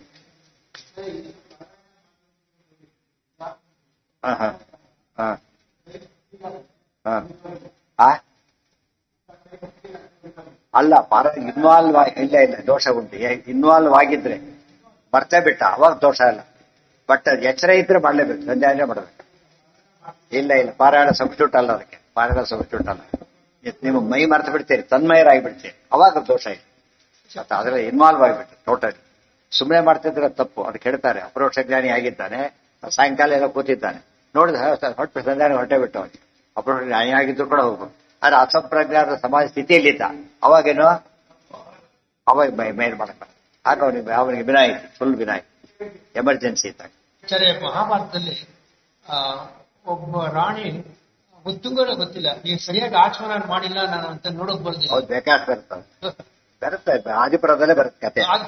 ಆ ಪುಷ್ಯ ಅಂತ ಅವನ ಶಿಷ್ಯ ಹೋಗಿರ್ತಾನೆ, ಕಥೆ ಐತೆ ಅದ ನಾನು ಹೇಳ್ತೇನೆ, ಇಲ್ಲಿ ಹೊತ್ತಾಗ್ಬಿಡುತ್ತೆ ತರ ಅಂದ್ರೆ ಸಾಯ್ಬೇಕು ಈಗಾಗಲೇ ಗೊತ್ತಾಗಿದೆ. ಭಜ್ಯಮಾನೇ ಶರೀರಸ್ಯ ಬ್ರಹ್ಮಾಂಡ ಸ್ಫೋಟ ಸನ್ನಿಭ ಬಭೂವ ರಾವೋ ಏನೈವ ಪ್ರಸ್ತಮೇತ ಜಗತ್ರಯ. ಆಗ ಸಿಡಿದಾಗ ಬ್ರಹ್ಮಾಂಡ ಸ್ಫೋಟ ಸನ್ನಿಭ, ಬ್ರಹ್ಮಾಂಡವೇ ಸ್ಫೋಟ ಆದಷ್ಟು ಏನಾಗ್ತಿತ್ತೋ ಅಂತ ಸೌಂಡ್ ಬಂತು. ತುಂಬಾ ಇದ ಬಿಡದ್ರೆ ಜೋರ ಶಬ್ದ ಆಗುತ್ತೆ. ಇದೇನ್ ತೋರಿಸುತ್ತೆ, ಜನ ಎಷ್ಟು ಗಟ್ಟಿ ಇದ್ದ ಅಂತ ತೋರಿಸುತ್ತೆ. ಇವತ್ತೇನೋ ದಾರ ಹರಿತೀರಿ, ಶಬ್ದ ಗೊತ್ತಾಗೋದಿಲ್ಲ, ಈಗೊಂದು ಟಕ್ ಅಂದ್ಬಿಡುತ್ತೆ. ತುಂಬಾ ಇದಾದ ಜೋರ ಶಬ್ದ ಆಗುತ್ತೆ. ಬರ ಬಿದ್ದರೆ ದೊಡ್ಡ ಸೌಂಡ್ ಬರುತ್ತೆ. ಎಷ್ಟು ಸೌಂಡ್ ಬಂತು ಅಂದ್ರೆ ಎಷ್ಟು ಸ್ಟ್ರಾಂಗ್ ಇದ್ದ ಜರಾಸಂಧ ಅಂತೊಂದು ಎಷ್ಟು ಎಫರ್ಟ್ಲೆಸ್ ಬರಿಬೇಕಾದ್ರೆ ಭೀಮಸೇನ ಶಕ್ತಿ ಎಷ್ಟಿತ್ತು. ಅದಕ್ಕೆ ಲೇಷತಃ ಅವ್ರು ಎಲ್ಲೆಲ್ಲಿ ಶಕ್ತಿ ತೋರಿಸಿದ್ದಾರೋ ಫುಲ್ ಶಕ್ತಿ. ಸಮುದ್ರ ಹಾರ್ಬೇಕಾದ್ರೂ ಅಷ್ಟೇನೆ, ಸಮುದ್ರ ಹಾರ್ಬೇಕಾದ್ರೆ 100 ಫುಲ್ ಶಕ್ತಿ ತೋರಿಸಲಿಲ್ಲ. ಎಲ್ಲಿ ಗೊತ್ತಾಯ್ತು, ಎಲ್ಲಿ ಗೊತ್ತಾಯ್ತು, ಅಲ್ಲಿ ಹೋದ ಗೊತ್ತಾಯ್ತು. ಸಂಜೆ 50,000 ಯೋಜನೆ ದೂರ ಹೋಗಿ ಬಂದ್ರಲ್ಲ, ಅವಾಗ ಇದು ನಥಿಂಗ್ ಅಂತ ಅನಿಸ್ಬಿಡ್ತಾರೆ. ಅದಕ್ಕೆ ವಾಯುಸ್ತುತಿಯಲ್ಲಿ ಸುಂದರಕಾಂಡ ಹೇಳೇ ಇಲ್ಲ ಅವರು. ಗೊತ್ತಾಯ್ತು, ಇದನ್ನ ಹೇಳ್ಬಿಟ್ಟ. ಸುಂದರಕಾಂಡ ಯಾಕೆ ಹೇಳಿಲ್ಲ ಅಂದ್ರೆ ಅವ್ನು ಕೋಟೆ ದಿವಸ ಲಕ್ಷಣವೂ ಇರುತ್ತಾ ಅಂತ ಕೇಳಿದಾಗ, ಕೋಟೆ ದಿವಸ ಅಂತ ಹೇಳಿದ ಮೇಲೆ ಲಕ್ಷಣ ಇರುತ್ತೆ ಅಂತ ಹೇಳ್ಬೇಕಾಗತ್ತೆ. ಸುಂದರಕಾಂಡ ಹೇಳಿಲ್ಲ, ಅದಕ್ಕೆ ನಾವು ಇದನ್ನ ಹೈಲೈಟ್ ಮಾಡ್ತೀವಿ. ಅಲ್ಲಿ ಗೊತ್ತಾಯ್ತು ನಮಗೀಗ. ಆಗ ಅದನ್ನ ಏನ್ ಗೊತ್ತಾಯ್ತು, ಈಗ ಫುಲ್ ಶಕ್ತಿ ಉಪಯೋಗಿಸಿಲ್ಲ. ಆಶ್ಚರ್ಯ, ಆಗ್ಲೂ ಫುಲ್ ಶಕ್ತಿ ಉಪಯೋಗಿಸಿಲ್ಲ. 50,000 ಆದಾಗಲೂ ಕೂಡ ಫುಲ್ ಶಕ್ತಿ ಉಪಯೋಗಿಸಿಲ್ಲ. ಅವ್ರು ಫುಲ್ ಶಕ್ತಿ ಪ್ರಸಂಗನೇ ಬರಲಿಲ್ಲ ಅವರಿಗೆ. 3 ಅವತಾರದಲ್ಲೂ ಕೂಡ ಏನ್ ಬರಲಿಲ್ಲ ಅವರಿಗೆ, ಫುಲ್ ಶಕ್ತಿ ಬರಲೇ ಇಲ್ಲ. ಇನ್ನು ಇವರಿಗೆ ಬರಲಿಲ್ಲ, ದೇವರಿಗೆ ಬರುತ್ತಾ ಇಲ್ಲ, ಹೆಸರು ಕೂಡ ಇಲ್ಲ. ದೇವ್ರಿಗೆ ಹೆಸರು ಹೇಳಿದ್ರೆ ನಾವು ಗೆರು ಬರುತ್ತೆ ಅಂದಾಗ ದೇವರಿಗೆ ಯಾವ ಶಕ್ತಿ ಉಪಯೋಗಿಸ್ಬೇಕಾಗಿತ್ತು. ಸುಂದರಕಾಂಡದ ಸಂಗ್ರಹ ವಾಯುಸ್ಥಿತಿ ಇದೆ. ಸುಂದರಕಾಂಡದ ಸಂಗ್ರಹ ವಾಯುಸ್ಥಿತಿ ಇಲ್ಲ, ಎಲ್ಲಿದೆ ತೋರಿಸಿ. ಎಲ್ಲಿದೆ ತೋರಿಸಿ, ನೀವೇ ತೋರಿಸಿ ಎಲ್ಲಿದೆ. ಅಲ್ಲ, ಇದೆಯಾ ಅಷ್ಟೇ ಪ್ರಶ್ನೆ, ಇದೆಯಾ? ಇಲ್ಲ, ಆದ್ರೂ ಇಲ್ಲ. ಇದೆಯೋ ಇಲ್ವೋ, ಇದೆಯೋ ಇಲ್ವೋ, ಇಲ್ಲ ಸ್ಪಷ್ಟ. ಬಟ್ ಇದು ದೋಷದ ಅಲ್ಲ. ಯಾಕೆ, ಅದಕ್ಕಿಂತ ದೊಡ್ಡದು ಹೇಳಿದ್ರಿಂದ ಏನಿಲ್ಲ. ಎಕ್ಸಾಮ್, ಫೈನಲ್ ಎಕ್ಸಾಮ್ ಅಲ್ಲಿ ಫಸ್ಟ್ ರ್ಯಾಂಕ್ ಬಂದಿದ್ದಾನೆ. ಪ್ರಿಪರೇಟರಿ ಎಷ್ಟು ಬಂದಿತ್ತು ಅವನಿಗೆ, ಇದರೆಲ್ಲ ಯಾರು ಕೇಳಕ್ ಹೋಗಲ್ಲ. ಫಸ್ಟ್ ಟೈಮ್ ಎಷ್ಟು ತಗೊಂಡಿದ್ದ, ಯಾವ್ದು ಕೌಂಟ್ ಆಗಲ್ಲ. ಯಾತಕ್ಕೆ ಕೌಂಟ್ ಆಗೋದು ಫೈನಲ್ ನಡೆದಿದೆ ಈಗ. ಅದರಲ್ಲೇ ಅವ್ರು 100 ಎಲ್ಲದಲ್ಲ 100 ತಗೊಂಡ್ಬಿಟ್ರೆ ಇನ್ನೇನು ಮತ್ತೆ ತಲೆ ಯೋಚನೆ ಮಾಡಿ ತಲೆ ಕೆಡುತ್ತೆ, ಮತ್ತೆ ಯೋಚನೆ ಮಾಡಕ್ ಹೋಗಲ್ಲ. ಬಭೂವರಾವೋ ಏನೈವ ಶಸ್ತ್ರಮೇತ ಜಗತ್ರಯಂ ನಿಹತ್ಯ ಕೃಷ್ಣಸ್ಯ ರಿಪುಂಸ ಭೀಮಃ ಸಮರ್ಪಯಾಮಾಸ ತದರ್ಚನಂ ಹರೇಃ ಕೃತಾಂ ಹಿ ಭೀಮೇನ ಸಮರ್ಚನಾಂ ತಾಂ ಸಮಕ್ಷಮಾದಾತುಂ ವಿಹಾಗತೋ ಹಿ ಅಜಃ. ನಿಹತ್ಯ ಕೃಷ್ಣಸ್ಯ ರಿಪುಂಸ ಭೀಮಃ ಸಮರ್ಪಯಾಮಾಸ ತದರ್ಚನಂ ಹರೇಃ ಕೃತಾಂ ಹಿ ಭೀಮೇನ ಸಮರ್ಚನಾಂ ತಾಂ ಸಮಕ್ಷಂ ಮಾದಾತು ಮಿಹ ಆಗತಃ ಅಜಃ ಹಿ ಅಜಃ. ಈಗ ನಿಹತ್ಯ ಕೃಷ್ಣಸ್ಯ ರಿಪು, ಕೃಷ್ಣನ ಪ್ರಬಲ ವೈರಿ. ಹೇಗೆ ಗೊತ್ತಾಯ್ತು ನಿಮ್ಗೆ ಪ್ರಬಲ ವೈರಿ ಅಂತ ಹೇಳಿ? 18 ಸರ್ತಿ ಯುದ್ಧಕ್ಕೆ ಹೋಯ್ದು, 20 ಅದಕ್ಕೆ ಪ್ರಬಲ ಶತ್ರು. ಅವನನ್ನ ಭೀಮಃ ನಿಹತ್ಯ ಕೊಂದು ಹಾಕಿಬಿಟ್ಟು ಅದನ್ನ ತದರ್ಚನೆ, ದೇವ್ರ ಪೂಜೆ. ಯಾರೋ ದೇವ್ರ ಪೂಜೆ ಕೂತಿರ್ತಾರೆ, ಅವರು ಪ್ರತಿವಾದಿ ಬರ್ತಾರೆ ವಾದ ಮಾಡಕ್ಕೋಸ್ಕರ. ದೇವ್ರ ಪೂಜೆ ಮಗಳು ಅಂತ ಹೇಳಬಾರದು, ಅವ್ನು ಸೋಲ್ಸೇ ದೇವ್ರ ಪೂಜೆ ಮಾಡಬೇಕು. ಅರ್ಥ ಆಯ್ತು? ಯಾಕೆ, ಅದಕ್ಕೆ ದೊಡ್ಡದಿದ್ದು ದೇವ್ರ ಪೂಜೆಗೆ ದೊಡ್ಡ ವಿಷಯ. ಅರ್ಥ ಆಯ್ತಾ? ಡಾಕ್ಟರ್ ಇದ್ದಾನೆ, ಪಾಪ ಯಾರೋ ಎಮರ್ಜೆನ್ಸಿ ಬರ್ತಾರೆ, ಪೂಜೆ ಎಲ್ಲ ಮುಗಿಸಿ ಆಮೇಲೆ ಅಷ್ಟ ಸತ್ತೋಗಿರ್ತಾರೆ. ಅಷ್ಟೊತ್ತಿಗೆ ಅದು ಬಿಟ್ಟು ತಕ್ಷಣ ಅಟೆಂಡ್ ಮಾಡ್ಬೇಕು, ತಡ ಮಾಡಬಾರ್ದು. ಸೊ ಪ್ರತಿವಾದಿಗಳನ್ನ ಗೆಲ್ಲೋದು ಅಂತ ಕೇಳಿದ್ರೆ ಟಾಪ್ ಪ್ರಯಾರಿಟಿ ಕೊಡುತ್ತೆ.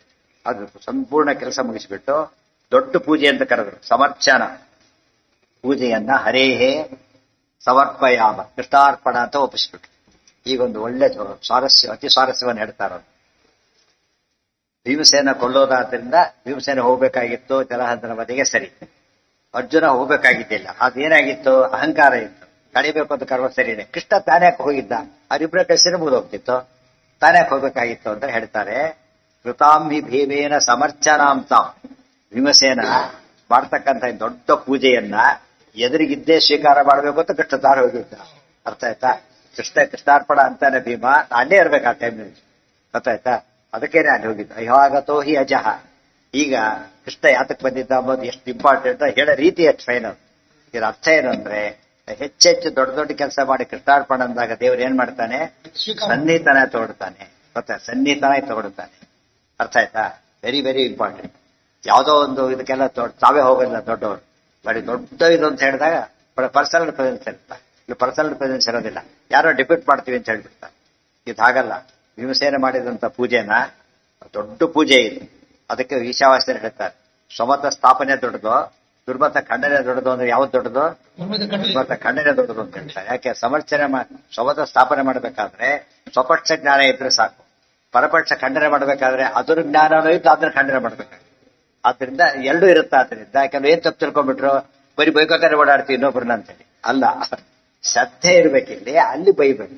ಬೈಯೋದು ವ್ಯಕ್ತಿಗತ ಬೈಯೋದು ಎಂದು ಯಾವ ಕಾಲಕ್ಕೂ ಒಳ್ಳೇದಲ್ಲ. ಅವ್ರ ಪ್ರಿನ್ಸಿಪಲ್ಸ್ ಬೈಬೇಕಂತ. ಅರ್ಥ ಆಯ್ತಾ?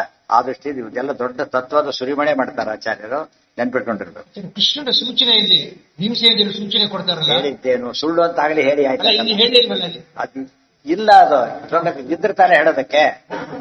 ಇಲ್ಲೇ ಇಲ್ಲ ಅದು. ಯಾವ್ದೋ ಪೇರ್ ಸೇರಿದ್ದಾರೆ. ಆ ಶೇಷ ನಮಗೇನು ತೊಂದರೆ ಇಲ್ಲ. ಕೃಷ್ಣ ಅರ್ಜುನ್ ಭೀಮಸೇನ ಗೊತ್ತಿದ್ದಿಲ್ಲ, ತೋರಿಸ್ತಾ ಅಲ್ಲ. ಗೊತ್ತಾಯ್ತಾ? ಈ ಕೊಲ್ತಿ ಎಲ್ಲ ನನಗೆ ಓಕೆ ಅಂತ ಒಪ್ಪಿಗೆ ಕೊಟ್ಟ ಅಂತ ಅರ್ಥ. ತೋರ್ಸೋದು ಇಲ್ಲದ ಗೊತ್ತಿಲ್ಲದ ಹೇಳೋದು ಬೇರೆ, ಮಾಡೋದನ್ನ ಎಸ್ ಗೋ ಅನ್ ಅಂತ ಹೇಳೋದು ಬೇರೆ. ಗೊತ್ತಾಯ್ತಾ? ಸರಿ, ವೈಷ್ಣವ ಮಾಡ್ಲಾ ಅಂತ ಕೇಳ್ತಾರೆ, ಓಂ ಅಂತ. ಸ್ನಾನ ಮಾಡ್ಲಾ, ಓಂ ಅಂತ. ಗೊತ್ತಾಯ್ತಾ? ಶೋಕಿ ಮಾಡ್ಲಾ, ಓಂ ಅಂತ ಅಂತವ್ರು ಇರ್ತಾರೆ. ಬೇಕಾದ್ರೆ ಅವ್ರು ಬಹಳ ಮೂರ್ಖರು ಇರ್ತಾರೆ. ಯಾಕೆ ಮಾಡ್ತಾರೆ? ಅದನ್ನ ಅನುಗ್ರಹ ಸಂಪಾದನೆ ಮಾಡ್ತಾರೆ ಅಷ್ಟೇ. ಅದರಿಂದ ಆ ದೋಷ ಅಲ್ವೇ ಅಲ್ಲ. ಏನೇನ್ ಟ್ರೈ ಮಾಡ್ಲಕ್ ಹೋಗ್ತಾರೆ ದೋಷ ಹೇಳೋದಕ್ಕೆ, ಅದಿಷ್ಟು ಏನಾಗ್ಬಿಡತ್ತೆ, ಅದು ಗುಣ ಆಗ್ಬಿಡುತ್ತೆ. ಕೃಷ್ಣ ಪರ್ಸನಲಿ ಒಪ್ಪಿಗೆ ಕೊಟ್ಟ, ಈ ರೀತಿ ಶಿವಡು ಹೋಗು, ಓಕೆ ಇದು ಗೊತ್ತಿಲ್ಲ ಹೇಳ್ತೀನಲ್ಲ, ನೀನ್ ಮಾಡ್ತೀಯಲ್ಲ, ಸರಿ ಹೇಳಿದ, ಏನ್ ಸಮಸ್ಯೆನೇ ಇಲ್ಲ. ಅದಕ್ಕೆ ಹೇಳಿದ್ ಸರಿಯಾದ ತತ್ವ ಗೊತ್ತಿದ್ರೆ ಯಾವ ಪ್ರಶ್ನೆಗೂ ತಕ್ಷಣ ನಿಮ್ಗೆ ಉತ್ತರ ಹೊಡೆದೇ ಹೊಡಿ. ಸಮಕ್ಷ ಮಾದಾತು ವಿಹಾಗತೋ ಹಿ ಅಜಃ.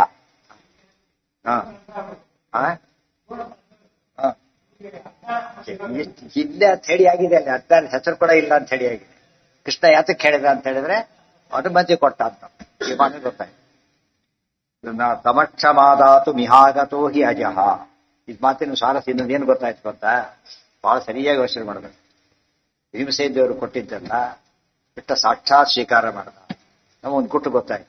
ಇದನ್ನ ದೇವರು ಸಾಕ್ಷಾತ್ ಸ್ವೀಕಾರ ಮಾಡ್ಬೇಕಾದ್ರೆ ಅವ್ರ ಮೂಲಕನೇ ಕೊಡಬೇಕು. ಅದಕ್ಕೆ ಭಾರತೀಯ ಋಣ ಮುಖ್ಯ ಪುರಾಣ ಅಂತರ್ಗತನೇ ಕೊಡೋದು. ಅದು ಆ ಥಿಯರಿಗೆ ಅರ್ಥ ಆಯ್ತದೆ ಯಾತಕ್ಕೆ ಅಂತ. ವಾಯು ಮುಖ್ಯ ಧೀಯ ಆತು ಕೆಲವರು ಇರ್ತಾರೆ, ಅವ್ರ ಕೈ ಕೊಟ್ರೆ ಗ್ಯಾರಂಟಿ ಇಸ್ಕೋತಾರೆ. ಇವ್ರು ಕೊಟ್ಟು ಅಲ್ಲಿ ಬಂದ್ಬಿಡ್ತಾರೆ, ಅವ್ರು ಕೊಟ್ಟಾಗ ತಾವೇ ಇಸ್ಕೋತಾರೆ. ಸೊ ವಾಯುದೇವ್ರ ಕೈಲಿ ನಿತ್ಯ ನೈವೇದ್ಯದ ಅರ್ಥ ನಮ್ಗೆ ಹೀಗಾಗುತ್ತೆ. ಅವ್ರು ಏನೇ ಮಾಡಿ ಹ್ಯಾಕ್ ಕೊಡ್ತಾರ ಅವರು? ನಾವು ಹೇಗೆ ಕೊಟ್ಟ ಅವರು ಪ್ಯೂರ್ ನೋಡ್ತಾರೆ, ಪ್ಯೂರಿಫೈ ಮಾಡ್ತಾರೆ. ಗೊತ್ತಾಯ್ತಾ? ಶುದ್ಧ ಮಾಡಿ ಕೊಡ್ತಾರೆ. ಕೊಡೋರಿ ಫುಲ್ ಶ್ರದ್ಧೆ ಇರುತ್ತೆ, ಆ ಕ್ರಮದಲ್ಲಿ ಕೊಡ್ತಾರೆ. ಇದು ಅರ್ಥ ಮಾಡ್ಕೊಂಡ್ರೆ ಇದು ನಮ್ಮ ನಿತ್ಯದ ಪೂಜೆಗೆ ಉಪಯೋಗ ಆಯ್ತು. ಭೀಮಸೇನಷ್ಟು ಪೂಜೆ ಮಾಡಕ್ಕೆ ನಮಗೆ ಯಾರಿಗೂ ಬರೋದಿಲ್ಲ. ಆದ್ರಿಂದ ಭಾರತೀಯ ಮುಖ್ಯ ಪ್ರಾಣ ಅಂತರ್ಗತ ಏನೇ ಆಚರಣೆ ದೇವ್ರಿಗೆ ಏನು ಕೊಟ್ಟರು ಕೂಡ ಮುಖ್ಯ ಪ್ರಾಣ ಹಸ್ತೇನ ಸಮರ್ಪಯಾಮಿ ಅಂತಾನೆ ಹೇಳಿ ಕ್ರಮ. ಇದೆಲ್ಲ ಯಾಕೆ ಬೇರೆಯವ್ರು ಹೇಳೋದಿಲ್ಲ ಅಂದ್ರೆ ಹರಿವಾಗಲು ಮೈ ಮಾಡ್ಬೇಕಾಗತ್ತೆ ಹೇಳಿದ್ರು ಅವ್ರು. ಬರೀ ಭಾವಾರ್ಥ ಹೇಳ್ತಾ ಕುತ್ಕೊಂಡ್ಬಿಟ್ರೆ 5 ಹೇಳ್ಬೇಕು. ಅದಕ್ಕೆ ಅವ್ರು ಹೇಳೋದೇ ಇಲ್ಲ. ಏನ್ ಕಥೆಗಳು ಹೇಳಿ ಮುಗಿಸ್ಬಿಡ್ತಾರೆ. ಏನ ಸಮಕ್ಷಂ? ಸಮಕ್ಷಂ ಅಂದ್ರೆ ಏನು? ಎಲ್ಲರ ಎದುರಿಗೇನೆ ಸಾಕ್ಷಾತ್ತಾಗಿ ಅಂತ. ಸಮಕ್ಷದಲ್ಲೇ ವಿಚಾರ ಆಗಲಿ ಅಂದ್ರೆ ಏನು? ಎದುರು ಕುತ್ಕೊಂಡು ಮಾತಾಡೋಣ, ಫೋನಲ್ಲಿ ಸಮಕ್ಷದಲ್ಲೇ ಆಗಿ ಫೇಸ್ ಟು ಫೇಸ್ ಮಾತಾಡೋಣ ಅಂತೀವಲ್ಲ ಹಾಗೆ. ಸಮಕ್ಷಂ ಸಮಕ್ಷಮ ಅಂತ ಹೇಳ್ಬಾರ್ದು, ರಾಂಗ್ ವರ್ಡ್. ಸಮಕ್ಷ ಅಂತ ಸಮಕ್ಷಮ ಅಂತ ಕನ್ನಡದಲ್ಲಿ ಏನಾಗ್ಬಿಟ್ಟಿದೆ, ಅದು ಸಮಕ್ಷಮದಲ್ಲಿ ಮಾತಾಡ್ತೀವಿ, ತಪ್ಪದು. ಸಮಕ್ಷದಲ್ಲಿ ಮಾತಾಡೋಣ ಅಂತ ಹೇಳ್ಬೇಕು ಹೊರತು ಸಮಕ್ಷಮ ಅನ್ಬಾರ್ದು. ಅದಕ್ಕೆ ಸಮಕ್ಷಂ ಆದಾತು ಮಿಹಾಗತೋ ಹಿ ಅಜಃ. ಸ್ವೀಕಾರ ಮಾಡೋಕ್ಕೋಸ್ಕರ ಬಂದಿದ್ದಾನೆ. ಅರ್ಥ ಆಯ್ತಾ? ಪಾತ್ಪೂಜೆ ಶಿಷ್ಯರು ಕಳಿಸ್ಬಿಟ್ಟು ಹೇಗಿರ್ತಾರೆ ಸ್ವಾಮಿಗಳು? ಪಾತ್ಪೂಜೆ ಯಾರು ಬರ್ತಾರೆ? ಪಾತ್ಪೂಜೆ ಮಾಡಬೇಕು, ಅವರೇ ಬರ್ತಾರೆ. ಯಾವ್ದೋ ಕಾಣಿಕೆ ಕೊಡ್ಬೇಕು, ಚೆಕ್ ಕಳಿಸ್ಬಿಡಿ, ಕಳಿಸ್ತೀರಿ ಕಳಿಸ್ಬಿಡಿ ಅಂತ. ಪಾತ್ಪೂಜೆ ಪಾದ ಕಳಿಸ್ಬಿಡ್ತೀರಿ ಅಂತ ಹೇಳಕ್ಕಾಗತ್ತಾ? ಏನ್ ಮಾಡ್ತಾರಾಗ? ನಾವೇ ಬರ್ತಾರೆ. ಅದಕ್ಕೋಸ್ಕರ ಇವತ್ತು ದೇವರಿಗೆ ನಾವು ಪೂಜೆ ಮಾಡ್ಲಕ್ಕೆ ಹೊರಟಾಗ ದೇವರು ತಾನೇ ಬರ್ತಾನೆ. ಪಾತ್ಪೂಜೆ ಮಾಡ್ಬೇಕಲ್ಲ ದೇವರಿಗೆ, ದೇವ್ರು ತಾನೇ ಬರ್ತಾನೆ. ಆ ದೇವ್ರ ಪೂಜೆ ಮಾಡ್ಬೇಕಾದ್ರೆ ನಮ್ಗೆ ಅನುಸಂಧಾನ ಇರುತ್ತೆ. ದೇವ್ರು ಬಂದಿದ್ದಾನೆ, ಈಗ ಸ್ವೀಕಾರ ಮಾಡ್ತಾನೆ. ಅದು ನಾವು ಪೂಜೆ ಮಾಡಿದ್ರೆ ತಗೊಳ್ಳೋದಿಲ್ಲ, ವಾಯುದೇವರ ಕೈಲಿ ಮಾಡಿಸ್ತೇವೆ, ಆಗದು ತಗೊಳ್ತಾನೆ. ಈಗ ಎಷ್ಟು ಮುಖ್ಯ ನೈವೇದ್ಯದ ಅರ್ಥ ಬಂತು, ಸಮರ್ಪಣೆ ಅರ್ಥ ಬಂತು. ಏನೇ ಮಾಡಿದ್ರು ಕೂಡ ವಾಯುದೇವರ ಮೂಲಕನೇ ಸಮರ್ಪಣೆ ಮಾಡಬೇಕು ಅಂತ. ಅದೆಷ್ಟು ಒಂದು ಭಾಗ. ಈಗ ಇನ್ನು ತುಂಬಾ ವಿಚಾರ ಹೇಳೋದಿದೆ, ಅದೆಲ್ಲ ನಾಡಿ 10 ಜನ ಎಷ್ಟು ಗೋಳಾಡಿಸ್ತಾ ಇದ್ರು. ಅವ್ರ ವಿಷಯ ಆಗ್ಬೇಕಾದ್ರೆ ಒಂತು ಕಾಲ ಆಯ್ತು. ಹೀಗಾಗಿ ಆ ದೃಷ್ಟಿಯಿಂದ ಅವ್ರು ಸುಲಭ ಸಾಯರಲ್ಲ ಅವ್ರು.